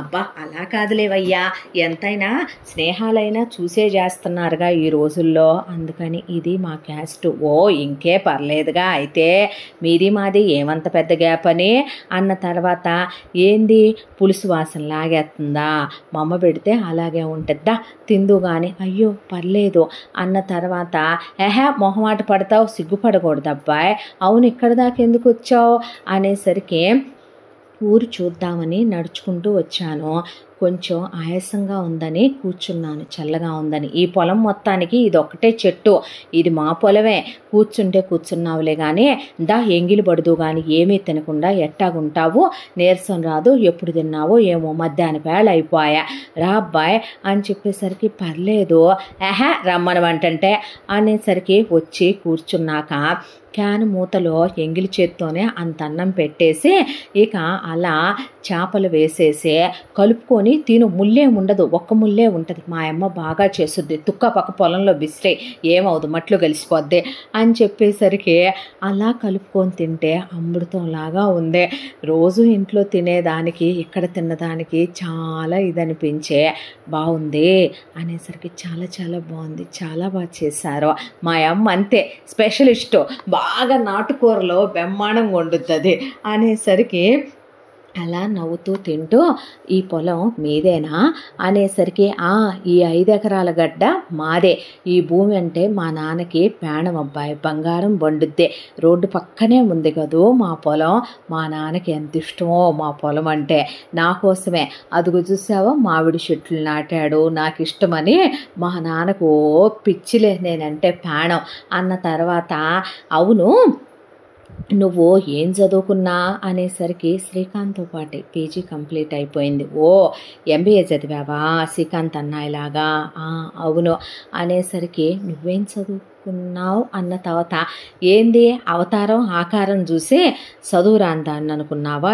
ఏంది, సిటీలో ఇంజనీరింగ్ చేశా, నువ్వు ఇంజనీరింగు ఏంటి నాటుగా మాట్లాడుతున్నాననా పల్లెటూరు దాన్ననా, అక్కడుండంగా ఎటు మనం అక్కడ మెయింటైన్ చెయ్యాలి, షో ఆఫ్ చెయ్యాలి, ఇక్కడెందుకు మనం పుట్టిన గడ్డ, మనోళ్ళందరూ ఇక్కడ ఎలా ఉంటేనే అయ్యిద్దిలే కానీ అయిందా తింటాం అన్నాక, అయిందనేసరికి రమ్మనమని అటుక్కాలు ఇటుక్కాలేసి పంపు సెట్టు దగ్గర శుభ్రంగా చేతులు కడుక్కొని క్యాన్ గడిగేసి, ఆ తర్వాత అబ్బాయిని చేతులు కడుక్కోమన్నాక మూతి కడుక్కోలేదే అని తన చేత్తోనే కడిగి పవిడి చెంగు పెట్టి మూతి తుడిసేసి కొంగు బొట్లో దోపేసుకుంటే, అబ్బాయి అలా చూస్తూ నిలబడిపోయాడు, వయ్యారంగా నడవు బాకు, గట్లు నానున్నాయి, పడ్డావంటే లెగవను కూడా లెగవ్వు, పట్టుకో నా కొంగు పట్టుకున్నాడు అన్న తర్వాత ఆ క్యాన్ అక్కడే వదిలేసిందే. ఆ తర్వాత, ఏంది నమ్మట్లేదా నేను చదువుకున్నానంటే షాకులో ఉన్నావా, ఇదిగో చూడు ఇది నేను చదివిన కాలేజీ, వీళ్ళు నా ఫ్రెండ్స్, ఇది నా సెమినారు, ఇది మన విశేషం, ఇదిగో మొన్నే మొన్నే మనకి సర్టిఫికెట్ కూడా ఇచ్చేసారులే గ్రాడ్యుయేట్ అయ్యామని అనేసరికి అలా చూస్తూ జీన్స్లు టీషర్ట్లు కూడా వేసుకుంటావా? ఎందుకు వేసుకోను? ఇక్కడ ఏందా ఇలా ఉన్నాననా? పొలం గట్ల మీద ఊళ్ళో జీన్స్ ప్యాంట్లు టీషర్ట్లు వేసుకుంటే బాగోదు. ఇక్కడ లంగా ఓణీలే వేసుకోవాలి. అమ్మలు నాన్నలు పరువులు కులాలు పల్లెటూళ్ళు కదా, పద్ధతి కాదు. అక్కడ అలా ఉండాలి, ఇక్కడ ఇలా ఉండాలిలే అనేసరికి ఓకే అన్నాక అవును ఏం చూసావేంది ఊళ్ళో అనేపాటికి నాకేం తెలీదు, శ్రీకాంత్ని రమ్మందామంటే రిలేటివ్స్ వచ్చారు, పెళ్లి కొడుకు అలా గాలికి తిరగకూడదుగా అని రానీర్లే బయటికి అనేసరికి అలా చూద్దామని నడుచుకుంటూ వచ్చేసాను. ఎటొచ్చానో తెలియదు, ఇలా వచ్చాను అనేసరికి సరిపోయింది పో, నువ్వు ఇది చూసేంత పెద్ద బ్రహ్మాండమైన ఊరేం కాదులే కానీ ఒక రోజులో చూపించేయచ్చు, నేను చూపిస్తద్దా, నాతో పాటు వస్తావా? వస్తాను అన్న తర్వాత ఆ అమ్మాయి చాలా ఇంట్రెస్టింగ్గా ఎందుకో తెగ నచ్చేసింది. ఆ అమ్మాయే తన ఊహల్లో కలల్లో నుంచి తను చెరిపేద్దాం అనుకున్న శ్రావ్య అలా గాలికి ఎగిరిపోయింది. దాంతో ఆ అమ్మాయి వెనకాలే పడి నడుచుకుంటూ వెళ్తే ఆ అమ్మాయి ముందు గుడి చూద్దు కానీ గుడి బాగుంటుందని గుడికి తీసుకెళ్ళి ఆ గుళ్ళో ప్రదక్షిణలు చేయించి దండం పెట్టించే నాన్ వెజ్ తిని వచ్చాను అనుకుంటున్నావా? నీకో విషయం తెలుసా, నేను ఒకటి నమ్మను. మన మనసు మంచిదై మన ఆలోచనలు మంచిదైనప్పుడు దేవుడేం మన్నే మీరు అత్తినొద్దు ఇత్తినొద్దని చెప్పడు, మనసు నిర్మలంగా ఉండాలని చెప్తాడు. నేను అది నమ్ముతాను అనే దేవుడికి దండం పెట్టుకొని ప్రసాదం అబ్బాయి చేతిలో పెట్టి తిను బాగుంటుంది అన్న తర్వాత అక్కడి నుంచి ఇదిగో ఈ పొగాకు తోటలు, ఈ పసుపు తోటలు, ఈ చెరుకు తోటలు అని ఇక్కడ వరేశారు అని ఒక్కోటి చూపించుకుంటా మొక్కజొన్న కండెలు తిందామని బాబాయ్ 2 తీసుకుంటున్నానంటే 10 తీసుకోమ్మా 2 కాకపోతే అనేసరికి 2 ఇరిసి అక్కడికక్కడే మంటేసి కాల్చిచ్చిందే.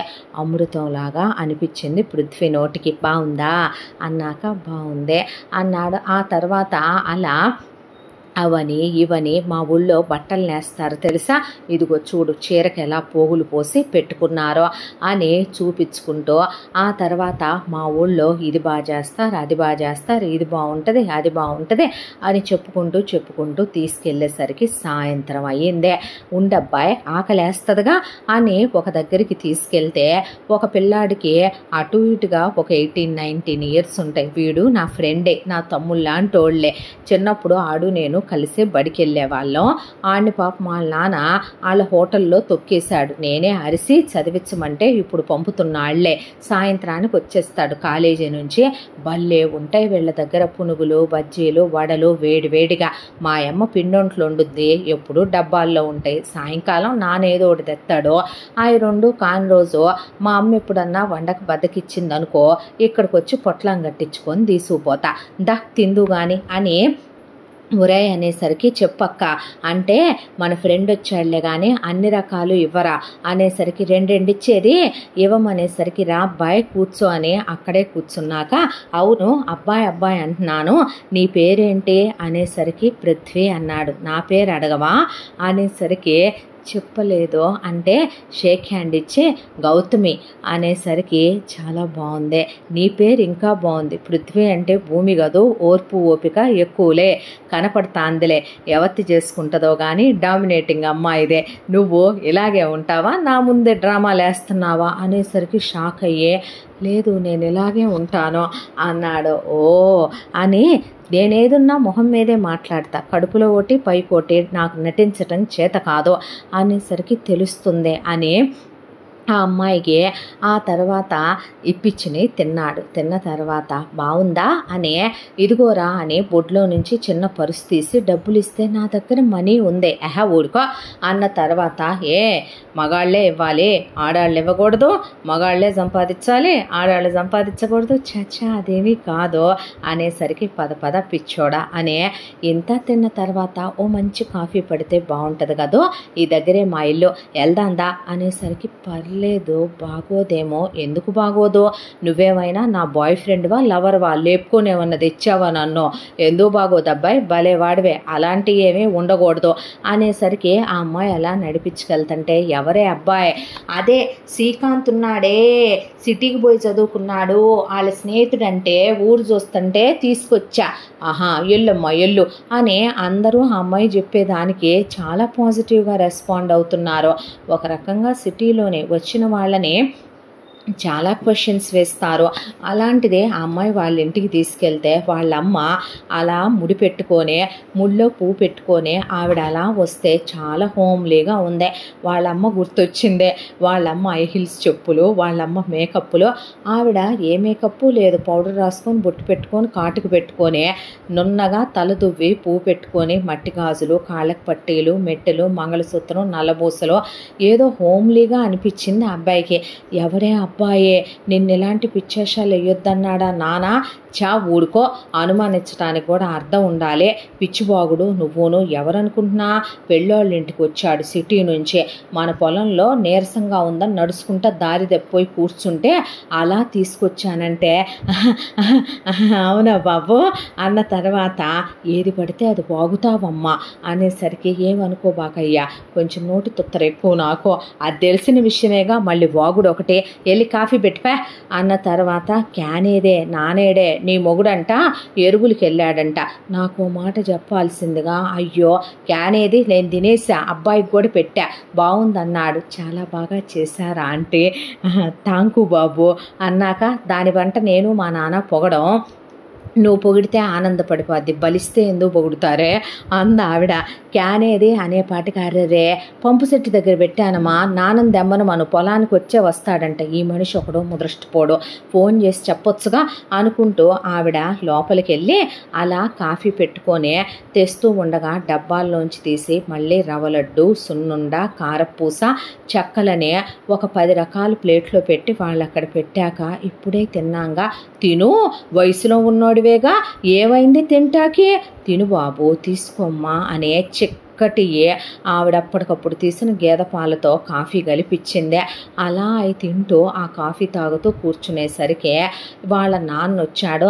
ఆయన బాబెవరు అంటే ఇది అని పరిచయాలు అయిపోయిన తర్వాత ఆయన కూడా కాఫీ తాగుతూ కూర్చున్నాక, ఏ నానా ఎల్లినోడివి చెప్పకూడదా ఏంది నువ్వు? మర్చిపోయాలేమ్మా అనేసరికి, క్యాన్ తెచ్చావా? చచ్చిపోతుంది మీ ఆవిడ క్యానో అని. తెచ్చావా అనేసరికి, తెచ్చానన్నాక పృథ్వీకి వాళ్ళ ఫ్యామిలీ, వాళ్ళ మాటలు, కల్లా కపటం లేని వాళ్ళ మనస్తత్వాలు చాలా నచ్చాయి. నిజానికి వాళ్ళ నాన్న తనెవరితో అయినా మాట్లాడాలంటే రేంజ్ గురించి ఆలోచిస్తాడు. వాళ్ళమ్మ ఎవరితో అన్నా మాట్లాడితే వాళ్ళ మెళ్ళో ఏముందనేది చూస్తుంది. అలాంటిదే తను ప్లాటినం చైన్ వేసుకున్నాడు, డైమండ్ బ్రేస్లెట్ పెట్టాడు, తనకి ప్లాటినం రింగ్స్ ఉన్నాయి, వాళ్ళవేమీ పట్టించుకోలే. తను వేసుకున్న బట్టల జత, వేసుకున్న ఖరీదైన బెల్టులు, వాడిన తను పెట్టుకున్న షూసు, కూలింగ్ గ్లాసెస్ వాళ్ళ ఏమీ పట్టించుకోలే. ఆయన కనీసం మీ నాన్న ఏం చేస్తారని కూడా అడగలేదు. వాళ్ళవి అనవసరం అనుకున్నారు. కానీ మా ఇంట్లో ఎవరైనా ఫ్రెండ్స్ వస్తే మీ డాడీ ఏం చేస్తారు, మామ్ ఏం చేస్తారు, మీది ఓన్ హౌసేనా, మీకు వెనకెంత ఉందే, ఇవి అడుగుతూ ఉంటారు. అలా వాళ్ళ ఇంట్లో కూర్చునే తన ఇంటి విషయాలు గుర్తు తెచ్చుకుంటే అసహ్యం అనిపించిందే.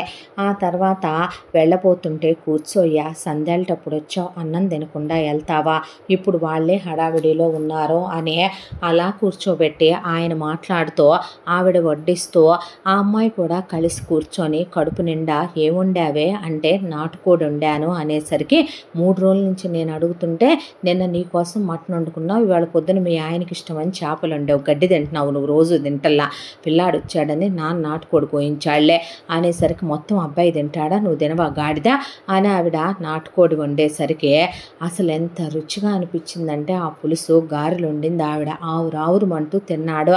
తిన్న తర్వాత కాసేపు కూర్చున్నాక ఆవిడే బాదం పాలు కలిపిచ్చిందే. అవి తాగాక ఇంకా వెళ్ళొస్తాను ఆంటీ. చాలా థ్యాంక్స్ అంకుల్, చాలా థ్యాంక్స్ ఆంటీ. మీతో నేను నిజంగా ఈరోజు చాలా గుడ్ టైం స్పెండ్ చేశాను. చాలా చాలా థ్యాంక్స్ అన్నాక చదువుకున్న పిల్లాడిగా ఏదో చెబుతున్నాడు. మాట్లాడవేమే అన్న తర్వాత, అంటే మీతో చాలా మంచి సమయాన్ని గడిపాను, మీరు చాలా మంచి వ్యక్తులు అంటున్నాడు అతను. చదివిస్తే ఇలాగే ఒళ్ళు బలుస్తుందని. ఆవిడ దాని ఎటకారం చూసావా అన్నాక, వెళ్ళిరానా అంటే దారి తెలుసా అందే. అనేసరికి పర్లేదు కాల్ చేస్తాను శ్రీకాంత్కి, ఇప్పుడు ఆడాడొస్తాడులే కానీ కొత్త పెళ్లి కొడుకు, నానా బండి తాళాలిటి, ఇదిగో నిన్ను సిటీలో పంపించి చదివించొద్దని ఇందుకే అందే, మగరాయుడిది అనేసరికి, అలా బండి తీసేసరికి బైక్ నువ్వు తోలుతావా అనేసరికి, ఏ ఆడపిల్లలు బైక్ తోలకూడదా, మగపిల్లలే తోలాలా, ఇప్పుడు వద్దవన్నీ పర్లేదు అని ఆ అబ్బాయి అలా ఎక్కేసి డబుల్స్ వెనకాల కూర్చుంటే డ్రైవ్ చేసుకుంటూ ఆ అబ్బాయిని తీసుకెళ్ళి దిగి వెళ్ళబోతూ ఉండగా బాయ్ బాయ్ అనేసరికి, గౌతమి అంటే చెప్పు పృథ్వీ అంటే, రేపు మళ్ళీ ఊరు చూద్దామా, ఈ ఊళ్ళో అంత చూడటానికి ఏముంది ఇంకా నువ్వు అనేసరికి, ఏమో నాకేం తోచట్లేదు, కాస్త నువ్వైతే ఖాళీయే కదా, అలా టైం స్పెండ్ చేద్దాము, బయటకి ఎక్కడికన్నా వెళ్దామంటే ఎవరూ తెలీదు, ఓ దారి మర్చిపోతున్నావు, ఊరు మర్చిపోతున్నావనా, సరేలే ఈ పక్కనే టౌన్ ఉంటుంది, రేపు అక్కడికి తీసుకెళ్తాలే, అలాగే అన్న తర్వాత, ఈ చుట్టుపక్కల ఊళ్ళు ఉన్నాయి కొంచెం బాగానే ఉంటాయి, తీసుకెళ్ళి చూపిస్తానంటే థ్యాంక్ యూ అన్నాడు. అనేసరికి, తెలియక వారం ముందే వచ్చాను కానీ ఇప్పుడు వచ్చి మంచిదైంది అనిపిస్తుందని, అలా వెళ్ళిన తర్వాత, రా బాబు భోంచేద్దు కానంటే, తినేసి వచ్చానంటే, ఎక్కడ తిన్నావు బావా అనేసరికి, ఇలా గౌతమి అనే అమ్మాయి వాళ్ళు ఇలా పరిచయమై ఫుడ్ పెట్టారా అనేసరికి, ఓ వాళ్ళ మంచోళ్ళు బాబు వాళ్ళు అన్న తర్వాత, ఓకే ఆంటీ నేను ఫ్రెష్ అయ్యి రెస్ట్ తీసుకుంటానని రూమ్లోకి వచ్చి ఆ అమ్మాయి గురించి ఆలోచించుకుంటూ ఫోన్లో తీసుకున్న ఫోటోలు చూసుకుంటూ అలా పడుకుండిపోయాడు. అన్నలకి ఫోన్ చేసి నేను ఇక్కడ హ్యాపీగా ఉన్నానని చెప్తే, ఏంటో వీడు అనుకున్నారు వాళ్ళు. ఆ తర్వాత నెక్స్ట్ డే మార్నింగు మళ్ళీ గౌతమితో వెళ్ళి ఆ టౌను, ఆ తర్వాత రోజు ఆ పక్కన ఊళ్ళో పొలాల్లో వెళుతూ తినే చెరుకు గడలు, తేగలు, ముంజలు, కొబ్బరి నీళ్ళు, అలా ఆ వారం రోజుల కాలం అలా గడిచిపోయి పెళ్లి రోజు వచ్చింది శ్రీకాంత్దే. ఆ రోజున ఆ అమ్మాయి లంగా ఓణి వేసుకొని నగలన్నీ వేసుకొని వాళ్ళ అమ్మా నాన్నతో వస్తే తనే వాళ్ళ అమ్మా నాన్నల్ని పలకరించాడు. ఆ అమ్మాయిని చాలా బాగున్నావు, అదేదో అంటారు కదా బాపు గారి బొమ్మ పుత్తడి బొమ్మ అనే, అలా ఉన్నావు అనేసరికి, నువ్వు బాగున్నావు, ఎంతైనా సరే అప్పుడప్పుడే వేస్తారు కదా సిటీ అబ్బాయిలు, ఈ అవుట్ఫిట్లో అదిరిపోయావు పో అనేసరికి నవ్వేశాడు. ఆ తర్వాత కొన్ని ఫొటోస్ దిగారు ఇద్దరు. ఇలా శ్రీకాంత్ పెళ్ళైపోగానే శ్రీకాంత్తో, ఒరే మీ ఊరు నాకు నచ్చిందే, ఇంకొక 4 రోజులు ఉండి వెళతాను అంటే, 4 రోజులు కాకపోతే మామ 4 నెలలు ఉండు, నువ్వు ఉంటానంటమే మాకు వరంగా, అయినా పెళ్ళికి వచ్చావు, ఫస్ట్ నైట్కి కూడా తోడుండో, చీ రాస్కెల్ నేనుంటమేంట్రా, భయంగా ఉంది మామ, నేను ఇప్పుడు దాకా వర్జిన్ తెలుసా అనేసరికి, రే అని నవ్వేసిన తర్వాత, ఏముండదులే లోపలికి వెళ్తే అంతా నువ్వే ఫ్రీగా ఉంటావు అని నవ్వేశాడు. ఆ తర్వాత వెళ్ళి గౌతమిని, ఈరోజు బయటకి ఎక్కడికన్నా తీసుకెళ్ళవా గౌతమి అంటే, ఈరోజు మనయ్యే అలా వెళ్దాం పద పొలాల్లోకి నడుచుకుంటూ అని చెప్పి బాబుని తీసుకొచ్చావే మళ్ళీ, అవును అంకుల్ అంటే, ఎక్కడికి, ఊరికే నాన్న అలా కాసేపు తిప్పుకొద్దామని తీసుకెళ్ళు, వచ్చేటప్పుడు అమ్మనే అన్నం పంపించమంటాను తిందురుగాని ఇక్కడే అన్నాక, సరేనని అలా వెళ్తూ ఉండగా, గౌతమి నిన్ను ఒక విషయం అడగనా అంటే, ఏంటి అందే. అనేసరికి, నేను ఇంకో 4 రోజుల్లో వెళ్ళిపోతాను. అవును పెళ్ళవంగానే వెళ్తావనుకున్నాను, ఎందుకు వెళ్ళలేదో, వెళ్ళాలనిపించలేదు, ఎందుకో ఇక్కడ బాగుందనిపించింది. ఏం బాగుంది అంతా అనేసరికి, నేను వెళ్ళిపోతే నేను నిన్ను మిస్ అవుతాను, నువ్వు నన్ను మిస్ అవ్వవా, మిస్ అవుతాను, ఒక 2 రోజులు అనిపిస్తావు, తర్వాత అలవాటు అయిపోద్ది, అనుకున్నంత మాత్రాన్ని నువ్వేమైనా ఇక్కడ ఉండగలవా, నేనేమైనా అక్కడికి రాగలనా, అందుకే చెప్దామని నీతో ఒక విషయం అనేసరికి, ఏంటి అంటే, ముందొకటి చెప్పు, నువ్వెవరినైనా ప్రేమిస్తున్నావా, బాయ్ ఫ్రెండ్ ఉన్నాడా అని అడిగాడు. కాలేజీలో చాలామంది చెప్పారు, నాకెవడో అనిపించలేదు, సో లేరు అంది.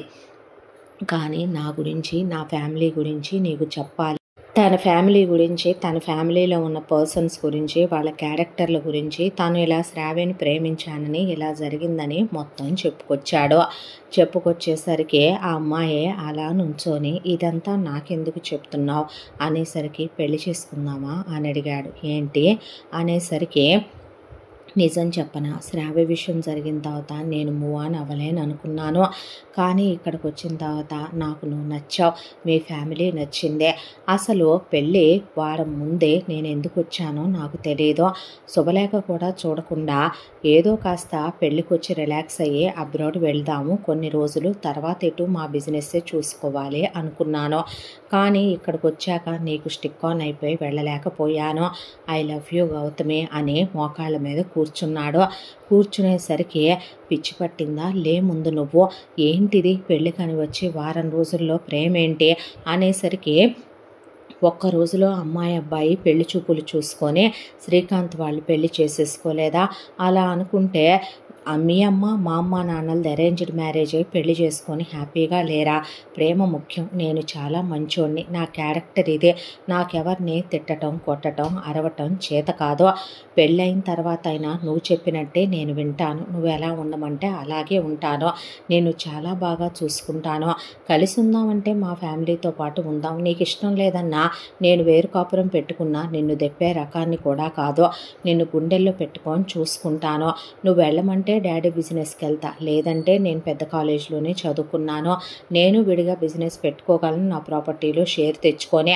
డాడీ ఇవ్వనన్నా నేను జాబ్ చేసైనా నిన్ను పిల్లల్ని హ్యాపీగా పోషించుకోగలను అన్నాక ఏంటి పిచ్చి మాటలంటే, నిన్ను నేను ప్రాణం కన్నా ఎక్కువగా ప్రేమించాను గౌతమి అనేసరికి నాకు ఆలోచించుకోవటానికి టైం కావాలని 2 రోజుల తర్వాత అమ్మాయి కాల్ చేసి రమ్మంటే పరిగెత్తుకుంటూ వెళ్ళేసరికి ఏం ఆలోచించావు అన్నాక, లైఫ్ లాంగ్ నన్ను ఇలాగే చూసుకుంటావా? కొట్టకూడదు, తిట్టకూడదు, దెప్పకూడదు, ఏమీ అనకూడదు. మీ వాళ్ళు ఒక్క మాట అన్నా సరే నన్ను ఊరుకోకూడదు. మీ వాళ్ళు ఏదైనా ఇష్టం లేకుండా పెళ్లి చేసుకుంటున్నావు అనే దాంతో నన్నేమైనా అన్నారనుకో నేను అస్సలు ఊరుకోను అన్న తర్వాత అలా ఎప్పుడూ జరగదు అనేసరికి ఏ డ్రైవర్లను డబ్బున్నోళ్ళు గదుల్లోకి పంపించో ఏదో ఒక ఎదవేషాలు వేస్తారు కదా, అలాంటివి వేస్తే అనుమానించకూడదు నన్ను. చాచా నేను అలాంటి వాడిని కాదురా, అసలు అక్కడ దాకా నేను తీసుకురాను గౌతమి అనేసరికి సరే అలాగైతే మీ వాళ్ళని రమ్మను మనకు వచ్చి మా అమ్మ నాన్నలతో మాట్లాడిచ్చో అనేసరికి ఓకేనేగా, అవును అంటే నచ్చానా అన్నాడు. ఆలోచించాను. ఇప్పుడు చాలామంది నేను చూసిన చెత్తదవల కన్నా నువ్వు చాలా మంచోడివే అనిపించిందే. పైగా నేనేం చెప్పినా వింటావో. పెళ్ళైనాకైనా నాదే డామినేషన్ అవుద్దని నాకు తెలుసు. నువ్వు మంచోడివే నిజమే. మీ అమ్మ నాన్న డబ్బులు పెట్టినా పెట్టకపోయినా నాకేమీ కోట్ల మీద ఆశ లేదు. మీ ఫ్యామిలీ గురించి నాకు మిగతా విషయాలు అసలు అనవసరం. నాకు నువ్వు ముఖ్యం. చాలామంది అమ్మాయిలు అన్నీ చూసుకుంటారు, అసలోడు ఎలాంటోడు అనేది వదిలేస్తారు. అసలోడు మంచోడైతే మిగతా వాళ్ళందరితో మనకెందుకో నేను అలా అనుకునే అమ్మాయినే. ఇక నీ విషయం అంటావా, రేపొద్దున నీ వాటాకి ఎంత వచ్చుద్దో నాకు అనవసరం. కానీ నన్ను రేపొద్దున పుడితే పిల్లలకి అంత కడుపు నిండా ముద్ద పెట్టగలవనే, ఉద్యోగం చేయగలవనే నమ్మకం ఉంది. అది చాలుగా ఏ ఆడపిల్లకైనా సరే అన్న తర్వాత థ్యాంక్ యూరా అని వాళ్ళు అలా మాట్లాడుకుంటూ ఉండగానే పృథ్వీ మళ్ళీ నేను వెనక్కి వెళ్ళటం ఎందుకు, మమ్మీ డాడీనే వచ్చేయమంటానులే వస్తారని ఫోన్ చేద్దామనే లోపు తనకే ఫోన్ వచ్చిందే. అవతల వాళ్ళమ్మ ఏంటి మమ్మీ అంటే, పెళ్ళికని వెళ్ళి అక్కడే స్టిక్ ఆన్ అయిపోయావేంట్రా, రాకుండా డాడీ రమ్మంటున్నారు. దేనికమ్మా అనేసరికి నీకోసమని రావుగారు అమ్మాయిని సంబంధం చూశారా అనేసరికి వాట్ అన్నాడు. తెలుసుగా నీకు వాళ్ళ అమ్మాయి అబ్రాడ్ రిటర్న్ రా అనేసరికి నాకు ఇష్టం లేదమ్మా ఆ పెళ్లి చేసుకోవటం అనేసరికి పిచ్చి పిచ్చిగా మాట్లాడుకు, డాడీ ప్రెస్టీజ్ ఇష్యూ అంటున్నాడు. నువ్వు ఇప్పుడు ఆ అమ్మాయిని పెళ్లి చేసుకోపోతే డాడీ అస్సలు ఊరుకోడు, డాడీ కోపం వచ్చిందంటే తెలుసుగా అనేసరికి మా అంటే no more arguments, no more discussions పెట్టేసి నువ్వు వెంటనే బయలుదేరాలి అక్కడి నుంచి అనేసరికి ఫోన్ పెట్టేశాడు. ఏమైంది అన్న తర్వాత ఏమీ లేదు, ఇలా నాకు వేరే మ్యాచ్ చూసాం రమ్మంటున్నారు, వెళ్ళు అంటే నేను వెళ్తే ఫీల్ అవ్వవా? ఎందుకు ఫీల్ అవ్వటం? మీ వాళ్ళకి ఇష్టం లేకుండా ఎటు మా అమ్మ నాన్న ఒప్పుకోరు, ఇప్పుడు నేను కోడలనైతే మీ వాళ్ళకి నచ్చదు, ఇప్పుడు ఇదంతా మనం క్రియేట్ చేసుకునే బదులు అనవసరమైన చెత్త అంతా వెళ్ళి వాళ్ళు చూసిన దాన్నే చేసుకో, అప్పుడు నా బతుకంతా నేను ఏడవాల్సి వస్తుంది కదరా. నువ్వు నాకు ఎంత ఇంపార్టెంటో నీకు తెలియదు, నువ్వు లేకపోతే నేను బ్రతకలేను గౌతమే, నిన్ను నేను చచ్చేంత ప్రేమించాను, నీకోసం నేను చావనైనా చస్తాననే పాటికి నిజంగానే చస్తావా అనే పాటికి నాతోరా అయితే అన్న తర్వాత అలా వెళ్ళాడు. వెళ్ళేసరికి ఒక చోటకి వెళ్ళి ఏదో బాటిల్లో ఒకటి తెచ్చిచ్చి ఇది తాగి చచ్చిపో, అయితే నువ్వు ఇది తాగిన తర్వాత బతికున్నావనుకో అప్పుడు మన పెళ్లి గురించి ఆలోచిద్దాం, పొయ్యావనుకో అప్పుడు నా కోసం పొయ్యావని అనుకుంటాననేసరికి ఏదైతే అదైందని నువ్వు లేని జీవితం నాకు అక్కర్లేదని తాగేశాడు. తాగిన తర్వాత త్వరగా హాస్పిటల్కి తీసుకెళ్ళరా, మళ్ళీ నేను పోతే నేను పెళ్లి చేసుకోవాలనుకున్న నా కోరిక నెరవేరదంటే ఏం తాగాననుకున్నా అనేపాటికి ఏమో తెలియదు. మా నాన్న అప్పుడప్పుడు మా అమ్మ తెలియకుండా ఇక్కడ దాచుకొని మందేసి వస్తూ ఉంటాడు పొలం నుంచి ఇంటికి. అయ్యో 4 రకాల బాటిల్స్ ఉన్నాయి, ఆ 4 కలిపేశాను, ఇది మందు కాదే, నేను తాగుతానుగా, నాకు అలవాటు ఉందిగా, ఇప్పుడుంటే ఉందలే కానీ పెళ్ళైన తర్వాత మానేసే, వెధవేషాలు వేస్తే నాకు అసలు నచ్చదు అంటే చచ్చ తాగను అన్న తర్వాత, కానీ ఇది మందులా లేదే, నువ్వు కాస్ట్లీ బ్రాండ్లు దాగుంటావుగా, ఎంతైనా బలిసిన వాళ్ళు కొడుకు కదో, ఇక్కడ ఉన్న వీళ్ళంతాను నాటు తాగుతారు కదా అనేసరికి అవునా నువ్వేం చచ్చిపోవులే అనేసరికి వెళ్ళిపోదావురా, పోనీ మీ వాళ్ళతో నేను మాట్లాడినా అంటే వద్దు, అలా అని ఇంట్లో నుంచి వచ్చేస్తే ఏమవుతో ఏంటో, ఎందుకంత ఆలోచిస్తున్నావు నాతో రా అని ఆ అమ్మాయి ఒక చోట తీసుకెళ్ళి ఈ కనపడే 50 ఎకరాలు ఎకరం ₹1,00,00,000, మా అమ్మా నాన్నలకి నేను కాకుండా నువ్వు అడగలేదుగా, మా అన్నయ్య జగదీషు నాకన్నా 5 ఏళ్ళు పెద్దోడు, మా అన్నయ్య అంటే మా అమ్మ నాన్నలకి ఎంతో ఇష్టం, నాన్నకి నేనంటే ఇష్టం, అమ్మకు వాడంటే ప్రాణం, వాడిని చదివించాలనే దాంతో మీలా డబ్బున్న వాళ్ళ పిల్లలు చదివే పెద్ద కాలేజీలో వేసి నాన్న ఎంటెక్ దాకా చదివించాడు, పెద్ద ఎంఎన్సీ కంపెనీలో లక్షల జీతం ఉండే ఉద్యోగం వచ్చిందే, శ్రావణి అనే ఒక అమ్మాయిని ప్రేమించానని మా కులం కాకపోయినా సరే కానీ కట్నం ఇవ్వకపోయినా ఆ అమ్మాయిని తప్ప చేసుకొని సస్తానన్నాడని ఇచ్చి చేశారు, మహాతల్లి ఇక్కడే ఉందామందే, మా అన్నయ్యని అప్ అండ్ డౌన్ వెళ్ళమందే, హ్యాపీగా జీవితం సాగిపోతుంది అనుకొని 2 పిల్లల్ని కూడా కని మా అమ్మతో అన్ని సేవలు చేయించుకున్న తర్వాత ఆవిడ చెప్పిందనే ఏముంది, మావాడి బుద్ధే దుర్బుద్ధి అనుకోవాలి, ఇద్దరు కలిసి ఏం మాట్లాడుకున్నారో కొన్ని డాక్యుమెంట్లు ప్రిపేర్ చేయించుకొని వచ్చి అప్పుడు నేను చిన్నదాన్నే మా నాన్నని, నాన్న నేను ఏదో కొందామనుకుంటున్నాను, షూరిటీకి కావాలి సంతకం పెట్టమంటే కొడుకు మోసం చేస్తాడని ఏ తండ్రి అనుకుంటాడో, దాంతో సంతకం పెట్టాడు, పెట్టేసరికి మా అన్నయ్య నిలువున మా నాన్ననే ముంచేసి ఆ 50 ఎకరాలు వాడి పేరు మీదకి మార్చేసుకొని ఆ తర్వాత అమ్ముకొని 50 కోట్లు తీసుకొని వెళ్ళిపోతుంటే ఎందుకు చేసావురా ఇలా అనేసరికి, మరి మీ అమ్మాయికి మీరు 10 ఎకరాలు పెడతానంటూ న్యాయమా, 10 కోట్లు పోవట్లా మాకు అని అడిగేసరికి, నాకు పెడతారు కాబట్టి ఓర్చలేక 10 ఎకరాలు 40 నీకే అన్నానుగా అయ్యా అన్న వదిలేసి వెళ్ళిపోయాడు.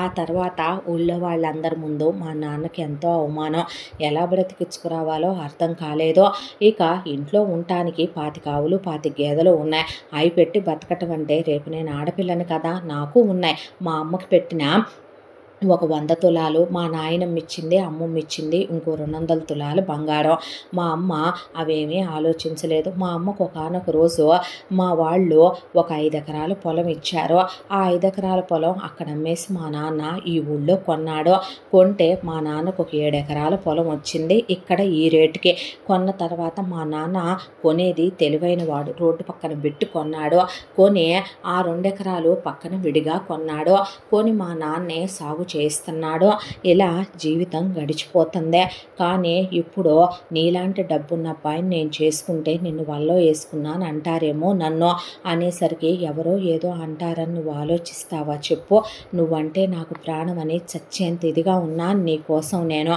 అనేసరికి, లైఫ్ లాంగ్ నన్ను వదిలిపెట్టకుండా ప్రేమగా చూసుకుంటావుగా, కొన్నాళ్ళు పోయాక మోజు తీరిందనో వాడేశామనో కడుపు వచ్చిందనో మీ వాళ్ళు నేను వద్దన్నారనో నన్ను వదిలేయవుగా, నా ప్రాణం పోయినా వదలను, వదలను, వదిలేసినా పర్లేదులే, నిన్ను కుక్కను కొట్టినట్టు కొట్టి మీడియాలకు ఎక్కించి విడాకులు ఇచ్చి మీ పరువు తీసి ఎలిమని తెచ్చి 2 పుట్టినా వాళ్లతో సహా నన్ను ఒప్పుకునేవాడిని చేసుకోగల దమ్ముంది నాకు.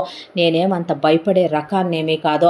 ఎన్నాళ్ళని ఆడపిల్లలు భయపడుతూ బతుకుతారో, ఎవడో ముద్దిచ్చాడని హగ్గిచ్చాడని ఏదో ఒక 1 నైట్ స్టాండ్ అయిందని పెళ్ళయిందని వాడుకున్నాడని 2 పిల్లలు పుట్టారని ఆలోచిస్తా కూర్చుంటే బతుకంతా ఎక్కడ వేసిన గొంగళి అక్కడే ఉంటుంది. మగాడికో న్యాయం ఆడవాళ్ళకో న్యాయం ఉంటుందా ఏంటి? మగపిల్లల తల్లిదండ్రులు ఫీల్ అవ్వరు కానీ ఆడపిల్లల తల్లిదండ్రులు జీవితాంతం ఏడుస్తూ కూర్చోవాలని వాళ్ళ నొసట్లో రాసిందా ఏంటి అనేపాటికి అక్కడ దాకా నేను తెచ్చుకోనరా అంటే సరే పద వెళ్ళి పెళ్లి చేసుకుందాం అని ఆ అమ్మాయి అనేసరికి పరిగెత్తుకుంటూ వెళ్ళి జరిగింది శ్రీకాంత్ చెప్పి రాడా సంతకం పెడుదుగాని అనేసరికి శ్రీకాంత్ పాపం హ్యాపీగా ఫీల్ అయ్యి వెళ్తే రిజిస్టర్ మ్యారేజ్ చేసేసుకొని ఆ తర్వాత గుళ్ళో తాళి కట్టి ఫోటోలు వీడియోలు తీయించుకొని మెళ్ళో దండలతో వచ్చి వాళ్ళ ఇంటి ముందు నుంచునేసరికి గౌతమి వాళ్ళ అమ్మ లాగి దవడ మీద కొట్టిందే.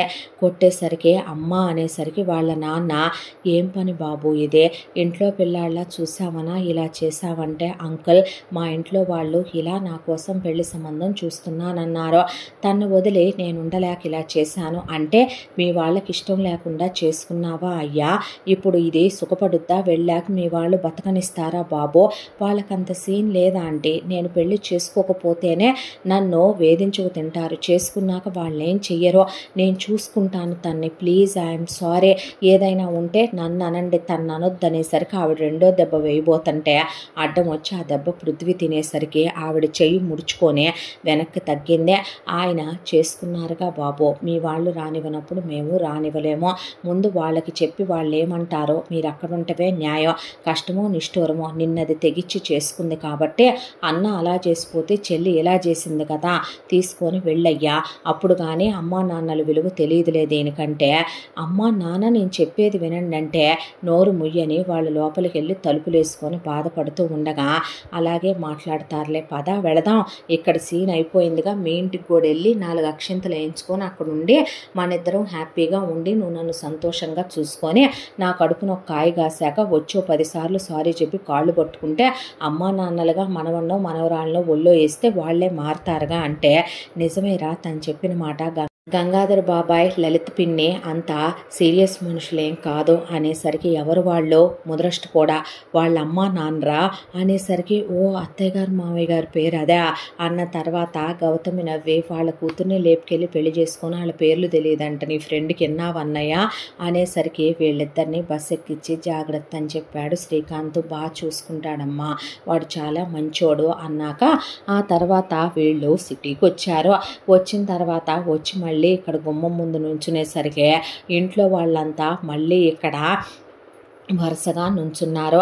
సుదర్శన్ ఏంట్రా ఇదంతా అనేపాటికి ఏమీ లేదు డాడీ, మీరు చూసిన సంబంధం నాకు నచ్చలేదు, నాకు ఇష్టం లేదు, మీరు చూసే సంబంధాలు ఎలా ఏడుస్తాయంటే మీ పెద్దదనిలాగా డబ్బు బలుపుతో మీ 2వ వదినలాగా పెళ్ళైన తర్వాత మొగుడిని లైఫ్ లాంగ్ దెప్పుతూ ఉంటారు అనే వాళ్ళ అన్నలిద్దరూ అనేసరికి షటప్ అంటే మమ్మల్ని చేసుకొని మీరు ఫీల్ అవుతున్నారా, చూడండి ఆంటీ చూడండి అంకుల్ అనేపాటికి నిజాలేగా రే అనేసరికి అవును నాన్న వాడు ధైర్యం చేసి ఒక అడిగేశాడు, మేము అది కూడా వేయలేకపోతున్నాం, ఏంటి డాడీ ఇప్పుడు, అవును నాకు నచ్చింది పెళ్లి చేసుకున్నాను, ఎవరిని రా చేసుకున్నావు, ఏముందిరా దీని వెనకమాల, మా నాన్నకు కూడా ఒక 7 ఎకరాల పొలం ఉందండి, నాకు కొంచెం బంగారం ఉంది, ఇప్పుడు గొడవ అయిందిగా ఏం పెట్టలేదు గెంటేశారు మా వాళ్ళు, తర్వాత బతిమలాడుకుంటే రానిచ్చే పెడతారు అని అంది. గౌతమి అనేపాటికి నోరు ముయ్యవే, నా కొడుక్కి ఏం మందు పెట్టావే, మత్తు జల్లావే, ఓయ్ ఊడుకుంటున్నాను కదా అని ఇష్టం వచ్చినట్టు మాట్లాడుకో, నేను ఇంజనీరింగ్ దాకా చదువుకున్నాను, పల్లెటూరి బయట, నేనేమి పల్లెటూరి బయటను కాదో, ఇష్టం వచ్చినట్టు మాట్లాడితే నేను నా మొగుడిని తీసుకొని వీధుల నుంచోని మాట్లాడాల్సి వస్తుంది, ఏంటి డాడీ మర్యాదగా లోపలికి రానివ్వు, లేదంటే కనుక నా ప్రాపర్టీలో షేర్ నాకు ఇచ్చేసే, అది ఇది కాదన్నావనుకో మమ్మీ, లోపలికి వచ్చాక వెధవేషాలు వేసామనుకో అనుకో, నా పెళ్ళానికి ఎవరితోనైనా నువ్వు కడుపులు చేయిద్దామనో లేదా బలవంతంగా ఇంకోటికిచ్చి పెళ్లి చేద్దామనో చేసినా, ఇంకోటి ఒంటి మీద చేయేసి కాపురం చేసినా తెచ్చుకొని నీ ముందే ఏలుకుంటాను నేను. దాని గదుల్లోకి డ్రైవర్లను పంపుదాం, వాళ్ళని పంపుదామని ఐడియాలు వేస్తే నీ బతుకు అంత లేదులే, కానీ ఉన్నా నేను దాన్ని అనుమానించను, ఈ ఇంట్లోనే ఉంచి కాపురం చేస్తా.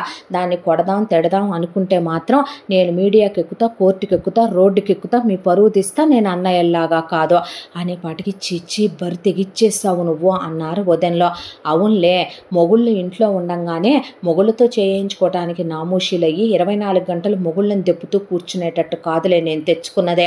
ఏంట్రా ఆ మాటలు నువ్వు, అసలు ఎవర్రా ఇది అని వాళ్ళ అక్కొచ్చేసరికి, నువ్వెలా ప్రేమించావమ్మా, మరి నువ్వెలా నీ మొగుడిని తీసుకొచ్చావు, అసలు ఎర్రరకం ఎవడదెమ్మన్నాడు నీ మొగుడిని, ఎక్కడో ఉందని చెప్తావు ఒక ప్రాపర్టీలు, ఏవి నీ మొగుడి, ఏ డాడీ అడుగు ఒకసారి, ఏ బావా చూపించు అనేసరికి ఎక్కడ వాళ్ళు అక్కడ సైలెంట్ అయితే, వీడు భర్తకిచ్చిపోయాడండి, అసలు మన పెంపకంలోనేనా ఇలా పెరిగింది వీడు అనేసరికి, ఇప్పుడు ఏంటి ఇక్కడ అన్నాక చావండ్రా లోపలికి, పెళ్లి చేసుకొని వచ్చాక చావమంటావా, తగలడండి అని వాళ్ళ నాన్న వెళ్ళిపోయాక, ఆడతులు గట్రా నువ్వివ్వవుగా అదొకటే తక్కువ మీకనే వాళ్ళ అమ్మ వెళ్ళిపోయాక, చిచ్చి ఎంత బతుకు బతికి తోడుకోడలుగా ఒక పల్లెటూరు బయటని అలగాదాన్ని, ఎవడు అలగాది అని అడిగింది గౌతమే.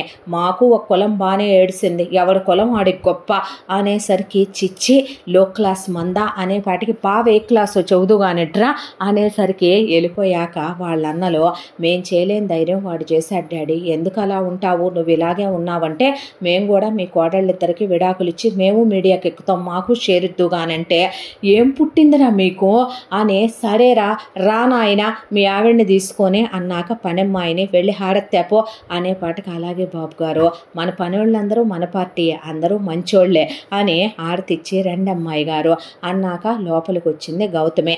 ఇవన్నీ పట్టించుకోకు, దారా రూమ్లోకి వెళ్దాం అన్నాక ఆ అమ్మాయి అలా రూమ్లోకి వెళ్ళి కూర్చున్నాక ముద్దు పెట్టుకున్నాడు. ఓపిక లేదు ఇప్పుడు పిచ్చి వేషాలు వేయకు, ముందు నేను రెస్ట్ తీసుకోవాలి, అక్కడ తన్నులు తిని తిట్లు తిని ఇక్కడో సినిమా క్రియేట్ అయ్యి ఉఫ్ఫో అన్న తర్వాత ఫ్రెష్ అవుదామంటే బట్టలు కూడా ఇవ్వలేదు, కూతురు ఏం వేసుకుంటుందని ఆలోచించక్కర్లా అనేసరికి ఉండు తెప్పిస్తానని ఫోన్ చేసి అలా బట్టలు తెప్పించాడు.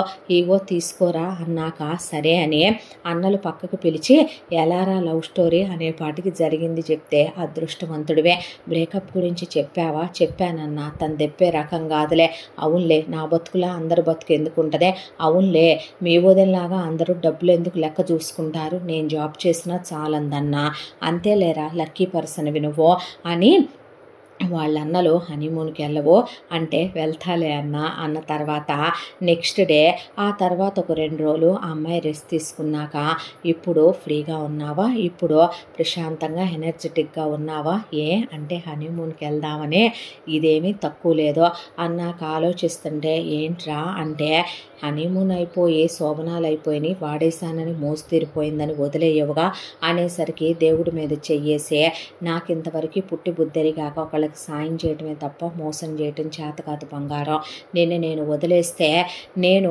అంతకన్నా నీచుని అవ్వనేమో, బహుశా ఇంతకన్నా దిగజారిపోయిన మాట అనుకోలేనురా అనేసరికి ఆ అమ్మాయి నవ్వేసిందే.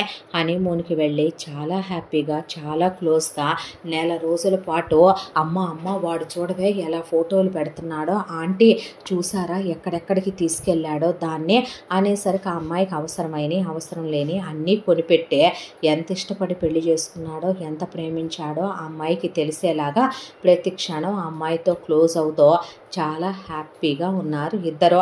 ఉండి ఆ తర్వాత ఇంటికి తిరిగి వచ్చారు. ఇంటికి తిరిగి వచ్చాక ఇక అయిపోయినాయిగా హనీమూన్లు, రేపటి నుంచి ఆఫీస్కి రా అనేసరికి వస్తాలే అని తెల్లారి ఆఫీస్కి వెళుతూ భార్యని ముద్దు పెట్టుకొని వచ్చేస్తాను, ఫోన్ నీ దగ్గర ఉంచుకో, ఇందులో సిమ్ ఉంది, నా నెంబర్ ఉంది, అలాగే ఇదిగో కార్డు, ఇది పిన్ను నంబరు, నీ ఇష్టం, నీకేం కావాలంటే అది కొనుక్కొచ్చుకో బంగారం అని చెప్పి ఆఫీస్కి వెళ్ళొస్తానని వెళ్ళాడు పృథ్వీ. వెళ్ళిన తర్వాత గౌతమి అలా కిందకు వచ్చిందే. వచ్చేసరికి వంటమ్మాయి వంటలు వండుతుంటే వంటమ్మాయిని పిలిచి, ఈ గడ్డంతా ఏంటి ఇక్కడ మనుషులు అన్నం కూరలు తినరా? లేదమ్మా, ఇక్కడ కినోవా, బాయిల్డ్ వెజిటబుల్స్, అలాగే యోగట్లో ఇలాంటి గడ్డే తింటారు అమ్మాయి గారు అనేసరికి ఆవకాయ ఉంటే తీసుకురా, ఇలాంటివి తినరమ్మా ఇక్కడ అంటే, ఇంతకీ మా ఆయనోళ్ళు భోజనం పంపుతారా? లేదమ్మా, బాబుగారు వాళ్ళు మధ్యాహ్నం వస్తారు భోజనానికి, వచ్చి ఒక్కోసారి మధ్యాహ్నం నుంచి వెళ్ళరమ్మా.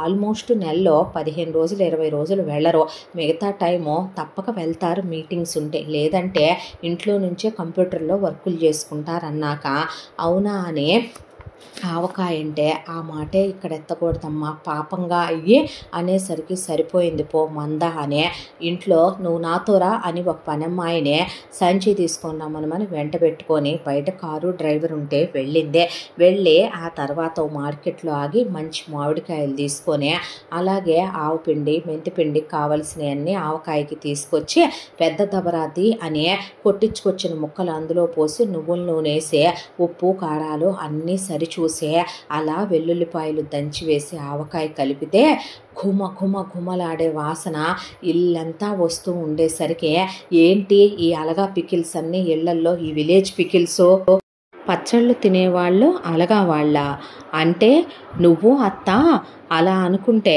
మీ పుట్టక ఏడ మొదలైందో మీ అబ్బాయి చెప్పలేదనుకుంటున్నావా ఏంది? నువ్వు పల్లెటూరు నుంచి కాదా వచ్చింది? నువ్వే రోజు పచ్చళ్ళు తిన్నదానివి కాదా?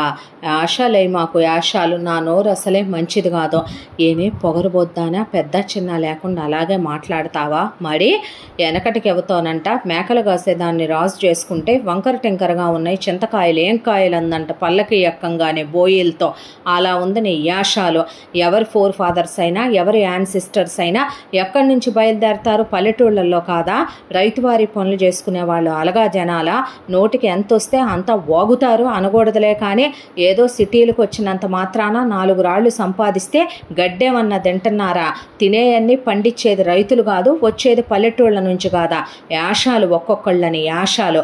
నోరు మూసుకోవమ్మా జాల్లే కానీ అనేసరికి, అది నన్ను నోరు ముయ్యమందనేసరికి, చిచ్చి అత్తయ్య మీకెందుకు ఆ పచ్చళ్ళ జోలి, ఏంటి ఎన్ని ఎత్తుకెళ్ళి చెత్తలో పడేయండి, ఇక్కడ ఉంచొద్దు అనేసరికి, ఓయ్ నా సంగతి బాగా తెలీదు, నోరు ముయ్యాలి ఇంకెక్కడ అనేసరికి అదిరిపోయి అక్కడోళ్ళు అక్కడ చిచ్చి, అలాంటి వాళ్ళ నోళ్లలో నోళ్ళు పెట్టకూడదు, పల్లెటూరు బయట కంట్రీ బ్రూట్ అది, మనకెందుకు పదండని వెళ్ళిపోయిన తర్వాత ఇట్రా ఇప్పటికిప్పుడు అన్నంలో వేసుకొని తినటానికి దీంట్లోనే 4 కాయలు పక్కన పెట్టాం కదా, అందులో 2 కాయలు తొక్కు పచ్చడి 2 కాయలు తురుము పచ్చడి కలిపి ఇందాక మామిడికాయ పులిహార కలిపాను కదా, అన్నీ తీసుకెళ్ళి టేబుల్ మీద పెట్టేసిరా పో నువ్వు అనేసరికి, మామిడికాయ పప్పు చేశాను ఏదే, ఇదిగోండి అమ్మాయి గారు అనేసరికి, ముందు పని వాళ్ళకి అన్నీ అదంతా గిన్నెల్లో పెట్టి మీరు వేసుకునేటప్పుడు వేసుకొని తినండి అన్నాక ఆఫీసుల నుంచి వచ్చారు మామగారు, బావలు, భర్త.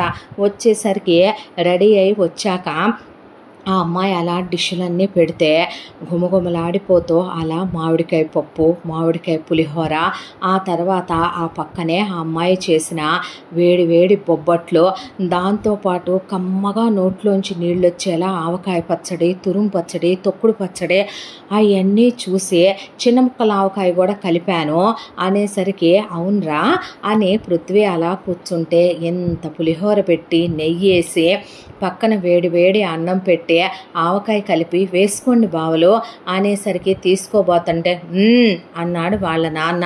ఏం మావయ్య నీకేమైనా రోగాలున్నాయా, తినవా రే అనేసరికి, వాళ్ళు ముట్టుకోలేదు, మీ ఇష్టం, మీకు నేను పెడదాం అనుకున్న, అదృష్టం లేకపోతే నేనేం చేయను అనేసరికి వీళ్ళందరికీ నోట్లో నీళ్ళు వస్తూ, తింటే ఏమైంది డాడీ, ఏమైంది మమ్మీ, నువ్వు చేసేదానివిగా అమ్మ మా చిన్నప్పుడు అంటే అన్నా, అప్పుడు మనకి అమ్మ బ్రతికుంది, అప్పుడున్న మన అమ్మ ఏం చేసేదే, ఇలాగే అన్నీ చేసి వెల్లుల్లిపాయ నంచుకోండమ్మా, ఆవకాయ ముక్క కొడుక్కొని తినండమ్మా, పెరుగన్నం తినాలి వేడి చేసుద్దమ్మా అని చెప్పేది ఆ రోజు.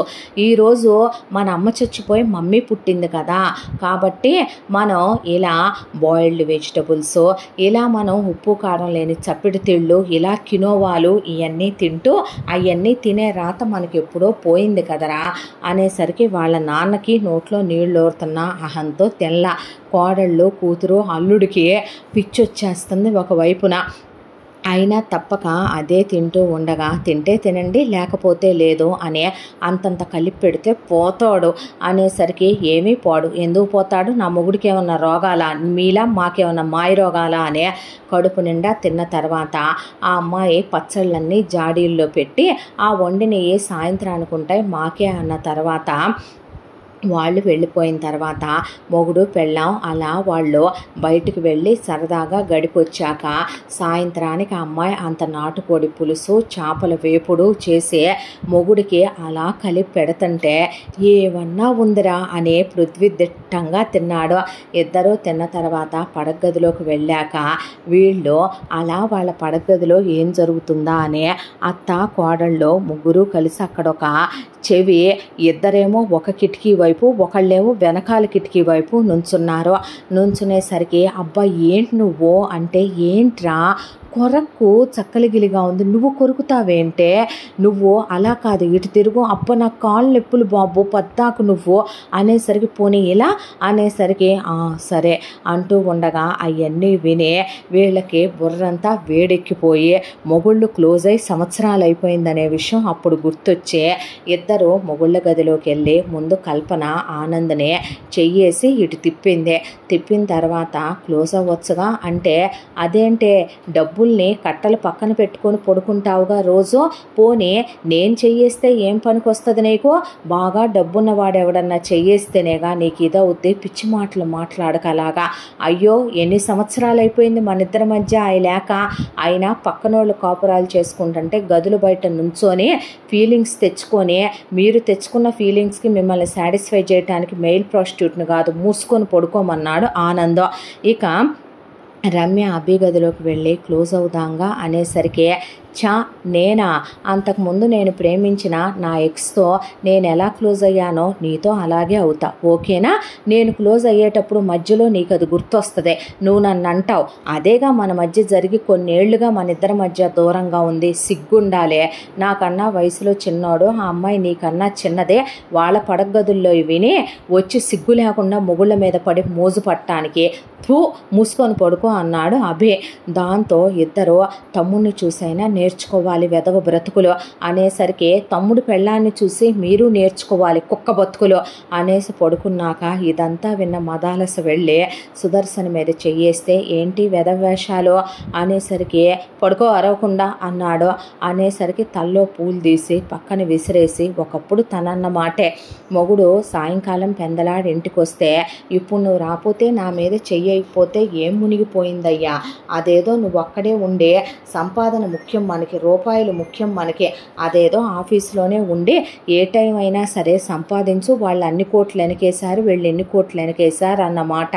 దాంతో ఎన్నేళ్ళు అయిపోయిందో భార్యాభర్తలుగా వాళ్ళిద్దరూ కలిసి ఉండక అనిపించేసింది. ఆ తర్వాత రాత్రికి ఒకళ్ళ తర్వాత ఒకళ్ళు లేచి అత్తా కోడళ్ళు ఇంత అన్నం వంటగదిలో ఉంటే పెట్టుకొని ఆ పచ్చళ్ళు వేసుకొని పప్పులు వేసుకొని తినేసి అల్లుడు కూడా కూతురు కూడా దొంగతనంగా తినేసి సైలెంట్గా వెళ్ళి పడుకున్నాక సుదర్శన్ వచ్చి కామ్గా అన్నం పెట్టుకొని అలా అది కొంచెం పెట్టుకొని తింటూ నా సొమ్ముతో కాదా ఏంటివన్నీ పెట్టిందని ఇగో సాటిస్ఫై చేసుకొని వెళ్ళాడు.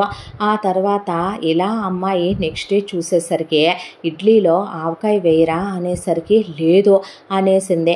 ఆ అమ్మాయి మాత్రం మొగుడికి ఇడ్లీలు వడలు అవన్నీ వండి పెట్టుకోవటం. ఆ తర్వాత మొగుడు వచ్చే టైంకి తెల్లచీర కట్టుకొని ఉంటే ఏమే 24 గంటలు వాడిని ఆసుకంలోనే పెట్టి తొక్కేస్తావా, వాడికి ఏం వయ్యారాలు చూపించావో వంపు సొంపులు చూపించావో, పద్దాక పడగదిలో ఈ అంటాం, 24 గంటలు వాడితో కులకటం బయటికి వెళ్ళి రావటం, ఇది తప్ప వేరే పని లేదా? అవునులే డబ్బుల కోసమని మొగుడిని పక్కన పెట్టడం, నువ్వు నీ బాయ్ ఫ్రెండ్ నీకుండి బావ నిన్ను దెప్పడగానే నువ్వు మాత్రం బావది జరిగిపోయిన గర్ల్ ఫ్రెండ్ గురించి చెప్పుకున్నాడని నువ్వు దెప్పుకుంటూ మీ మొగుళ్ళకి ఎవడు దూరంగా ఉండమన్నాడో, వయసుకు 60 వస్తున్నాయి, బుద్ధుండాలి ఈ ఇంట్లో ఉన్న పెద్దావిడికి, మొగుడిని కోట్లు సంపాదించమని దూరంగా పెట్టి కొడుకు పడగది పక్కన నుంచొని వింటం కాదు అనేసరికి ఎక్కడ వాళ్ళు అక్కడ చిచ్చి అని పక్కకి వెళ్ళిపోయారు. వాళ్ళు అలా క్లోజ్గా ఉంటాం, అమ్మాయి వండి పెట్టడం, ఆ అబ్బాయి తినటం, ఇదంతా చూస్తూ వీళ్ళు నిజం చెప్పాలంటే ఓర్చుకోలేక అక్కసుతో ఈర్ష్యతో ఈగోతో పడి చస్తున్నారు. ఇలా రోజులు గడిచిపోతూ ఒకళ్ళు వీళ్ళని ఫంక్షన్కి పిలిచారు. ఆ ఫంక్షన్కి వెళదాం అనుకుంటూ ఉండగా, నీకు నగలు లేవు కదరా, రా ఇప్పిస్తాననేసరికి, ఎవడు సొమ్ము ఎవడికి దానం చేయించి ఇప్పుడు నువ్వు నగలు తీసుకురావటానికి వెళ్తున్నావు నీ పెళ్ళానికి? పిచ్చి పిచ్చిగా మాట్లాడితే మర్యాదగా ఉండదు వదిన. మీకు పెట్టిన నగల్లో 80% మీ ఎంగేజ్మెంట్లో పెళ్లిలో పెళ్ళయ్యాక మీరిక్కడ నొక్కిన నగలే. నాటకాలు లేకండే. నా భార్యగా తనకి రావాల్సినవి పెట్టారా? తనకి ఏమీ అతిగతి లేకుండా లేదు. తనకి వాళ్ళు పుట్టింటి వాళ్ళు పెట్టే ఉండేవాళ్ళు. తను నన్ను నమ్ముకొని వచ్చింది కాబట్టే వాళ్ళు పెట్టలేదనేసరికి, ఓహో నీ పెళ్ళాం ఎంతైనా పల్లెటూరుదే, అలగాదే, నువ్వు చేసుకొచ్చిందే లో క్లాస్ కదా, మా పుట్టింటి వాళ్ళు పెట్టినట్టు పెట్టడం అవ్వదులే అనేపాటికి, నిజమేలే వదిన, అది పల్లెటూరుదే కావచ్చులే, కానీ డబ్బుల కోసం మొగుళ్ళని దూరంగా పెట్టటాలు పోయినా వాళ్ళ పురాణాలన్నీ బయటికి రాకుండా మొగుళ్ళు మాత్రం ఒక గర్ల్ ఫ్రెండ్ గురించి చెప్పుకుంటే దెప్పుతూ దూరాలు పెట్టటాలో, మొగుళ్ళని డబ్బులు సంపాదించుకురమ్మంటాలో, ఏమీ లేని అనామకులైన ఎదవల్ని చేసుకొచ్చి ఇళ్లల్లో కూర్చోబెట్టటాలు, దానికి అలాంటివి చేతగావులే వదిన అనేసరికి, ఏం మాటలు రావి అంటే, నేను అన్నమాట నిజమేగా, అబద్ధం కాదా ఏంటి? నా పెళ్ళాం ముస్తాబయిందని ఇక్కడ ఎవరో మొన్న పేలారో, నా పెళ్ళాం ముస్తాబయిందంటే నిజమే, నేను వస్తాను, నా పెళ్ళాంతో నేను దాని ఒంటి మీద చెయ్యేస్తాను, రోజుకి మేము చాలాసార్లు క్లోజ్ అవుతాం, అది రెడీ అయిందే.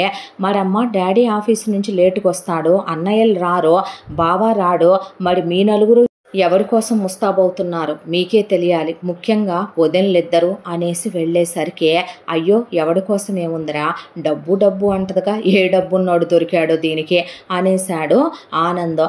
మరే అంతకుముందు ఉన్న దీని ఎక్స్గాడి కోసం అయి ఉంటుంది అనేసి ఎప్పుడూ అనని మాట అభిరామ్ ఆనంద్ కూడా అనేసి వెళ్ళిపోయారు. ఆ తర్వాత నెక్స్ట్ డే వీళ్ళు సీమంతం ఫంక్షన్కి వెళ్ళేసరికి మదాలస అక్షింతలేసి కవిత అక్షింతలు వేసిన తర్వాత కల్పన రమ్య వేయబోతే అక్కడున్న పెద్ద ఆవిడ, ఆగండమ్మ మీకు పెళ్ళై ఎన్నాళ్ళైందే, మీకు పిల్లలున్నారా అంటే, నా పెళ్ళై 5 ఏళ్ళు, నా పెళ్ళై 4 ఏళ్ళు లేరనేసరికి, వీళ్ళే మొగుళ్ళని దూరంగా పెట్టే ఇల్లాళ్ళు, మొగుళ్ళతో చేయించుకోకుండా కాపురాలు చేయకుండా కడుపులేం పండితే అనేసరికి, ఆగండమ్మ శుభమా అంట సీమంతం, పుట్టబోయే పిల్లలు మీ రాతలతో పుట్టకూడదు కదా, ఏం వద్దులే కానీ దిగిపోండి అనేసరికి, గౌతమి నుంచుంటే కొత్త కోళ్ళు అనేసరికి, నువ్వు వెయ్యమ్మా అంటే, వద్దులేండి మీరు అలా మాట్లాడకుండా ఉండాల్సిందే, పిల్లల్ని కంటం కనకపోవటం ఈ రోజుల్లో ప్లానింగుల్లో ఉంటున్నారు కదండి, వాళ్ళు వేయినప్పుడు వాళ్ళు నా తోడి కోడళ్ళైతే నేను ఎలా వేస్తాను, నేను ఆ ఇంటి కోడలనేగా, పద్ధతి కాదు కదా.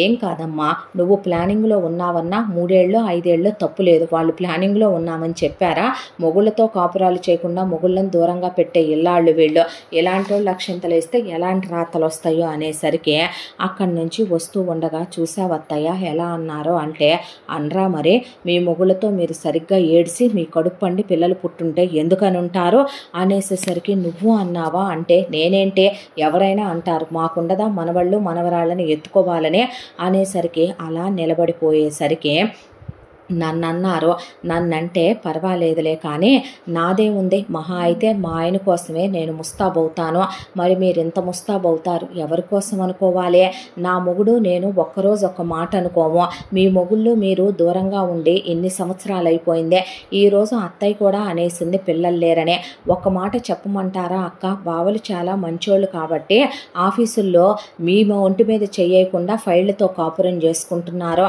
అదే సెకండ్ సెటప్లు పెడితే రేపో మాపో పెట్టొచ్చో, చుట్టాలు బంధువుల దాకా మీరు వాళ్ళని మీద చెయ్యనివ్వట్లేదనే విషయం వెళ్ళిందంటే ఊరంతా మీ పురాణం తెలిసిపోయిందనే కదా.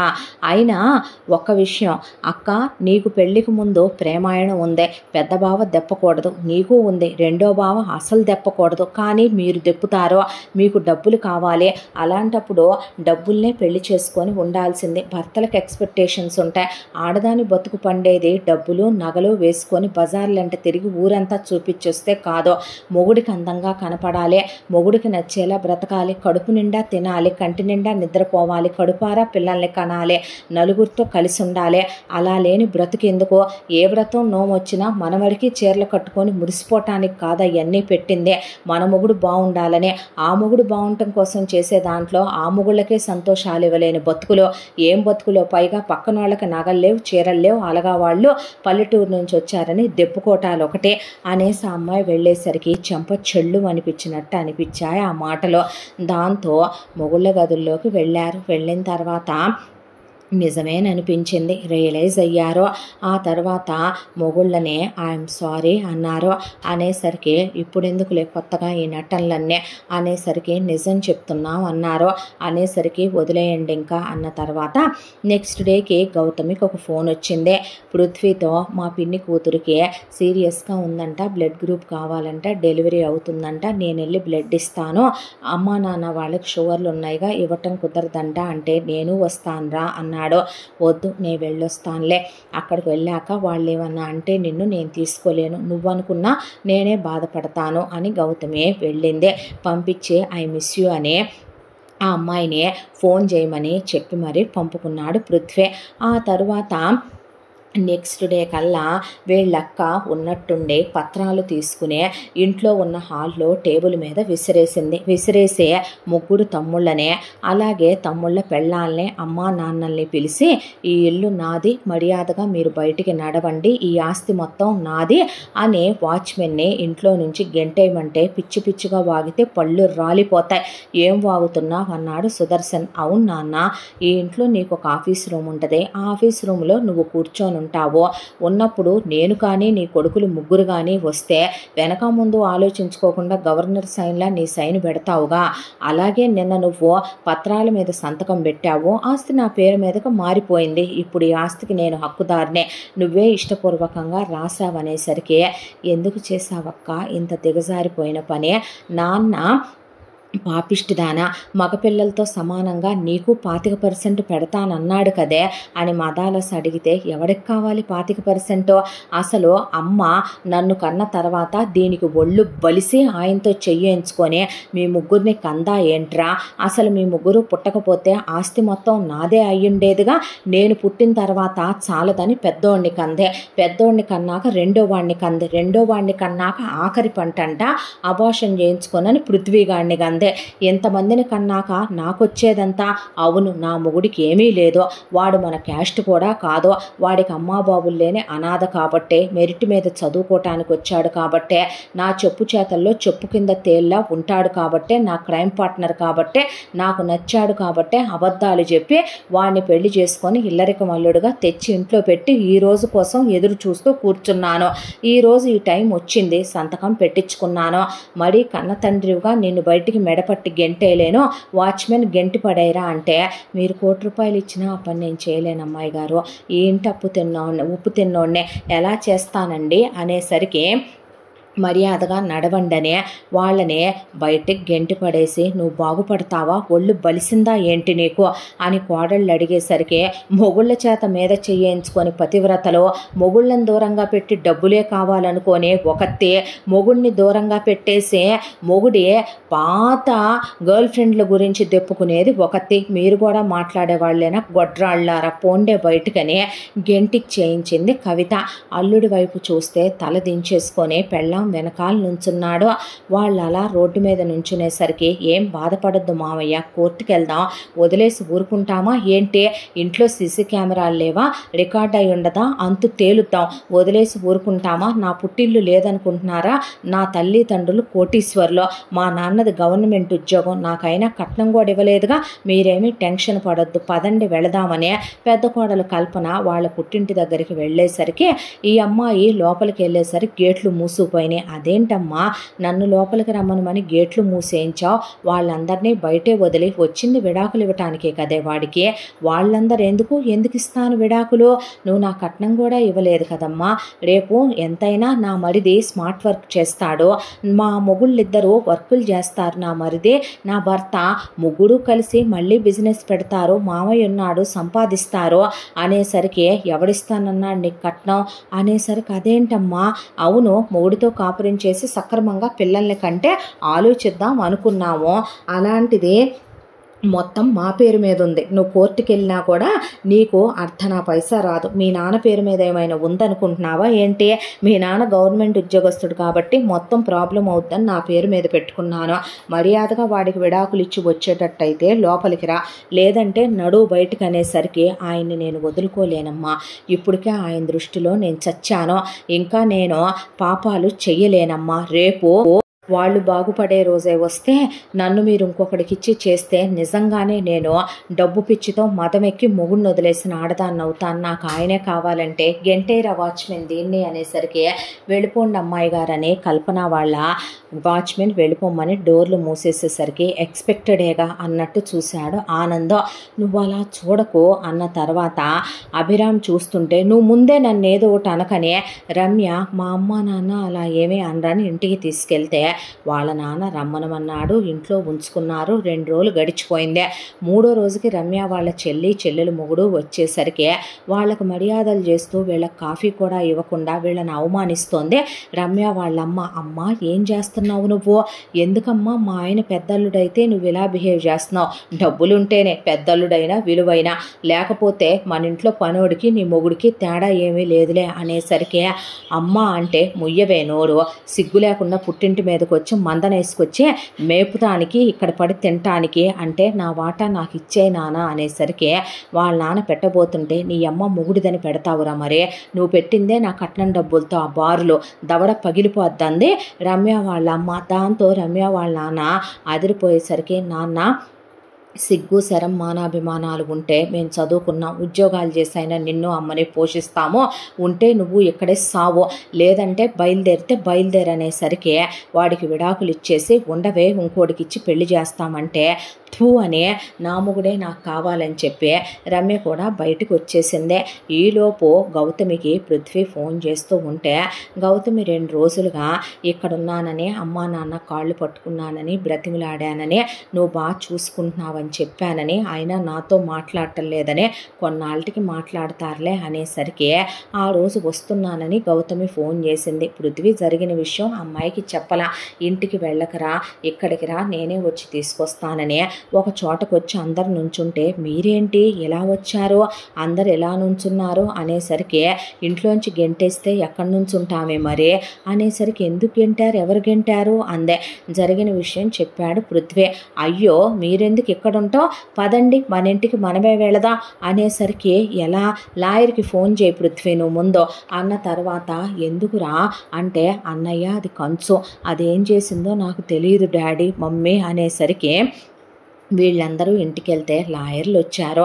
వచ్చేసరికి లాయర్ గారు ఈ పేపర్లో చదవండి అంది గౌతమి అనేసరికి తీసి చదివితే అవును 1 రోజుల క్రితమే ఆస్తి మీ ఆఖరబ్బాయి పృథ్వీ పేరు మీద మీరు రాసేశారుగా సుదర్శన్ గారు అంటే ఏంటిదంతా ఆస్తి నేను వాళ్ళకి వీళ్ళకి రాయటం ఏంటి అనేసరికి అయ్యో మామయ్య అత్తయ్య మా అన్నయ్య మా నాన్నని ఇలా చేసి వెళ్ళాడు, గట్టి దెబ్బ మేము తినేసాము, నాకేమీ లేని దాన్ని కాదత్తయ్య, అడుక్కు తినేదాన్ని కాదు నేను, ఎకరం 1 కోటి రూపాయలు చేసే 50 ఎకరాల పొలం మా నాన్న పోగొట్టుకున్నాడు మా అన్నయ్యని నమ్మి, మీ అమ్మాయిల్ని మీ అబ్బాయిల్ని మీరు అలాగే నమ్ముతారని నాకు తెలుసు, మీరు ఆఫీస్ రూమ్లో ఉన్నప్పుడు సంతకాలు పెట్టడం నేను వెనక ముందు చూడకుండా మీ పిల్లల మీద నమ్మకంతో నేను గమనించాను మామయ్య, వచ్చిన దగ్గర నుంచి మీరు పడగదుల పక్కన నుంచోనే నేను వండే వంటల గురించి మీరు ఆలోచిస్తుంటే ఈ ఇంట్లో ఉన్న వ్యక్తుల గురించి నేను ఆలోచించాను. మామయ్య సీరియస్గా ఉంటాడు తప్ప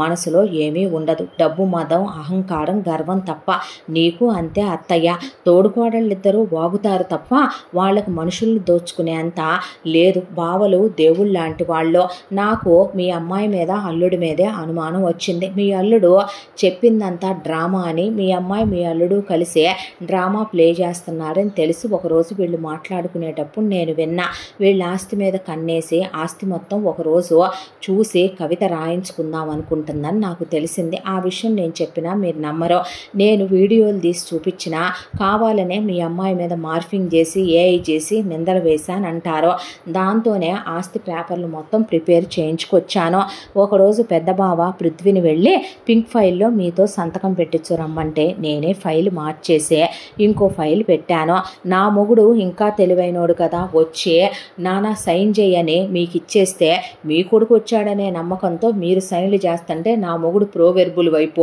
వాల్ క్లాక్ వైపు చూస్తూ నుంచున్నాడు. ఎంతైనా మగపిల్లాడు కదా. ఆ తర్వాత మళ్ళీ మా ఆయన తెచ్చిన ఫైల్ నేను మార్చేశాను. మిమ్మల్ని మళ్ళీ బావ సంతకాలు పెట్టమని వస్తే మీరు పెట్టిచ్చేశారు. అలా ఆస్తి ఎప్పుడో మా ఆయన మంచోడని నాకు తెలుసు, మా ఆయనకి స్వార్థం లేదని నాకు తెలుసు, అందుకే నా మొగుడు పేరు మీదకి మార్పిచ్చేశాను.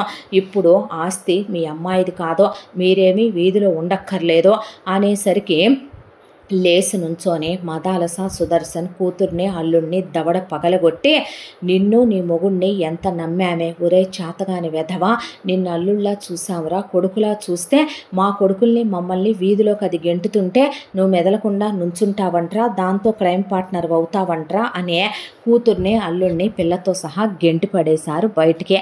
ఆ తర్వాత డబ్బు మతంతో అహంకారంతో నీ విలువ తెలుసుకోలేకపోయామమ్మా, క్షమించు అన్నాక, ఇందులో మీ తప్పే ఉందిలేండి, 4 రూపాయలు వస్తే చాలామంది ఇంతేగా, మీరేమో ఇలా, మా అమ్మా నాన్న ఏమో మేము చేసింది తప్పని అర్థం చేసుకోవట్లేదు, మేమే వచ్చి మాట్లాడతామమ్మా అనే తోడుకోడళ్ళు సారీ చెప్పే మొగుళ్ళ కాళ్ళ మీద పడ్డారు వాళ్ళు కూడాను. ఆ తర్వాత ఫ్యామిలీ మొత్తం వెళ్ళి గంగాధర్తో లలితతో మాట్లాడే క్షమాపణలు అడిగారు. ఆ తర్వాత వీళ్ళ ఫ్యామిలీ అంతా సంతోషంగా కలిసిపోయి ఆనందంగా ఉన్నాక సుదర్శన్ అసలు వెంటనే ఆస్తిని కొడుకుల ముగ్గురు పేరిట కూడా 3 పాతికలు పెట్టి ఆయన పేరు మీద 25% పెట్టేసుకున్నాడు. రేపు ఎవరికి ఏ బుద్ధి పుట్టుద్దో తెలియదు కాబట్టి. ఆ తర్వాత ఒక రోజున కవిత అడుక్కు తింటున్నానని, తినటానికి ముద్దలేదని, వీధిన పడ్డామని వచ్చి పుట్టింట్లో నా నగలన్నా ఇమ్మనమని అడిగితే, జరిగిందేదో జరిగిపోయింది, ఇంటి ఆడపిల్ల ఇవాళ వీధిని పడి అడుక్కోవటం కరెక్ట్ కాదు, నేను ఇక్కడే ఉంటానంటే, నువ్వేమీ ఇక్కడ ఉండొద్దులే వదినా అన్నాక తలా ఒక 5 కోట్లు చొప్పున ఒక 20 కోట్లు తనకిచ్చేయండి, తన నగలు తనకిచ్చేయండి అత్తయ్య, ఎందుకు ఆడపిల్ల ఏడుపు ఇంటికి మంచిది కాదన్నాక కొడుకులు ముగ్గురు 3-5 కోట్ల మీద చెక్కుల మీద సంతకాలు పెడితే సుదర్శన్ కూడా ఇవ్వనంటే కొడుకులు ఇప్పించారు. మదాలస లోపలున్న కూతురికి పెట్టిన 500 తులాల బంగారం ఇచ్చేయమని కోడళ్ళకి చెప్పి ఇప్పించేసిన తర్వాత, సారీ అమ్మ, సారీ నాన్న అన్న, తమ్ముళ్ళకి సారీ అన్న, వద్దక్క, తమ్ముళ్ళని అమ్మలా ఆదరించేదాన్ని అక్క అంటారు, నాన్న తర్వాత నాన్నలా చూసేవాడిని బావ అంటారు, మీకు అర్హత ఎటూ లేదు, రాఖీకి కూడా రావద్దు, నీ ముఖం చూపించొద్దంటే ఫారెన్ వెళ్ళిపోతున్నాం, ఐఎమ్ రియల్లీ సారీ అని ఆ డబ్బులు తీసుకొని కవిత పిల్లని మొగుడిని తీసుకొని అబ్రాడ్ వెళ్ళిపోయి ఇక శాశ్వతంగా ఇండియా రాననే క్షమాపణలతో వాళ్ళకు ఒక ఉత్తరం రాసి వెళ్ళిపోయింది. ఆ తర్వాత ఇక ఉన్నట్టుండి గౌతమి వాళ్ళ పొలం రేటు పెరిగిపోయి ఎకరం 2 కోట్లకి పెరిగిందని, 7 ఎకరాల పొలం 14 కోట్ల రేటు పెరిగిందని తెలిసి వాళ్ళ అమ్మా నాన్న సంతోషంగా వచ్చి రామ్మ రాయించుకుందుగానంటే, నాకెందుకే, ఎవడో ఒకడు మా ఇద్దరు గొంతు కోసి అవి రాయించుకోకుండా ఉంటాడు, రెండమ్మ పండక్కి అందరూ అని వీళ్ళని పిలిస్తే వెళ్ళారు. వెళ్ళేసరికి అక్కడికి గౌతమి వాళ్ళ అన్నయ్య వదిన పిల్లల్ని తీసుకొని అడుక్కు తింటున్నామని, 50 కోట్లు పెట్టి వ్యాపారం పెట్టి మొత్తం నష్టపోయి అప్పులై వీధిన పడ్డామని చెప్పేసరికి గౌతమి, నాన్న మంచికో చెడుకో, నువ్వు 5 ఎకరాలకి తోడు 2 ఎకరాలు ఆ రోజు ఎక్స్ట్రానే కొన్నావో, ఆ ఉన్న 5 ఎకరాలు 10 కోట్లు వస్తుంది, ఆ 5 ఎకరాలే నాకు పెట్టు, 2 ఎకరాలు అమ్మేసేనానా, అమ్మేస్తే 4 కోట్లు వస్తాయి, ఆ 4 కోట్లు అన్నయ్య పిల్లలిద్దరి పేరిట 2 కోట్లు వేసి వాడికి 1 కోటి రూపాయలు వ్యాపారం పెట్టుకోవటానికి ఇచ్చి 1 కోటి రూపాయలు పెట్టి ఇల్లు కొనేసే నాన్న, అమ్ముకోవటానికి లేకుండా వెళ్ళి వాళ్ళ బ్రతుకు వాళ్ళు బ్రతుకుతారని ఇప్పిచ్చేసిందే. అమ్మా నాన్నల కాళ్ళ మీద పడి ఇక్కడే ఉంటామంటే వద్దయ్యా, జన్మకు సరిపడా బుద్ధి వచ్చిందని 5 ఎకరాలు కూతురికి రాసిన తర్వాత ఇక కూతురే అందులో నుంచి 1 ఎకరం అమ్మా నాన్నల పేరు మీద ఉంచుకోమని మీ తదనంతరం నాకు పెట్టండి అని చెప్పిందే. ఆ ఇల్లు కూడా ఆ అమ్మాయికే రాసేశారు. వాళ్ళు పాడి మీదైనా బతుకుతాం, మాదే ఉందమ్మా అన్నాక మీరు మాతో ఉండొచ్చుగా అని సుదర్శన్ వాళ్ళు అడిగితే, అలవాటైపోయింది బావగారు, మరీ లేవలేనప్పుడు అమ్మాయి దగ్గరికి వస్తాంలేండి అని చెప్పిన తర్వాత రెండో కోళ్ళు పెద్ద కోళ్ళ వాళ్ళ అమ్మలు వదినా అని రాబోతే, అవి కానీ వచ్చినాయో మిమ్మల్ని కూడా గెంటేస్తాననే పాటికి మీరు వద్దు, మీ ఆస్తి వద్దు, మా మొగుళ్ళు మంచో చెడో కాళ్ళ మీద పడితే ఒంటి మీద చేసి క్షమించి కాపురాలు చేస్తున్నారు, మీకు దండమమ్మ, మీలాంటి పుట్టిల్లు ఎవరికీ ఉండకూడదని గెంటేశారు కోడళ్ళు. ఆ తర్వాత 1 by 1 ప్రెగ్నెంట్ అయ్యే కోడళ్ళు పాపబాబు గౌతమి పృథ్వీకి కూడా పాపబాబు పుట్టారు. ఆ తర్వాత పండక్కి విలేజ్ వెళ్ళొస్తూ ఇప్పుడు అక్కడ ఫుడ్లే రుచిగా తింటూ ఇక్కడ అత్తాకోడళ్ళు కలిసి కబుర్లు చెప్పుకుంటూ ఇదివరకిట్లాగా కాకుండా సందడిగా ఉంటూ పిల్లల్ని పెంచుకుంటూ కలిసి పండుగలు చేసుకుంటూ నిజమైన జీవితంలో ఉండే ఆనందం డబ్బులో ఉండదని, అహంకారంలో ఉండదని, ప్రేమాభిమానాలు కలిగే తెలివితేటలు గల కోడలితో సంతోషంగా ఉంటుంది. ఆనందంగా జీవితం గడుపుతూ ఈ కథ ఇలా కంచికి చేరింది. ఇంతటితో ఈ కథ సమాప్తం. మళ్ళీ మరొక మంచి కథతో కలుసుకుందాం. తప్పకుండా మన ఛానల్ని లైక్ చేయండి, షేర్ చేయండి, సబ్స్క్రైబ్ చేయండి, బెల్ ఐకాన్ క్లిక్ చేసి ఆల్ అనే బటన్ని ప్రెస్ చేయడం మర్చిపోకండి. ఇంత మంచి కథను మనకు అందించిన కథా రచయిత్రి జి. యామిని శ్రీనివాస్ గారు. మరో మంచి కథతో కలుసుకుందాం. Thank you so much.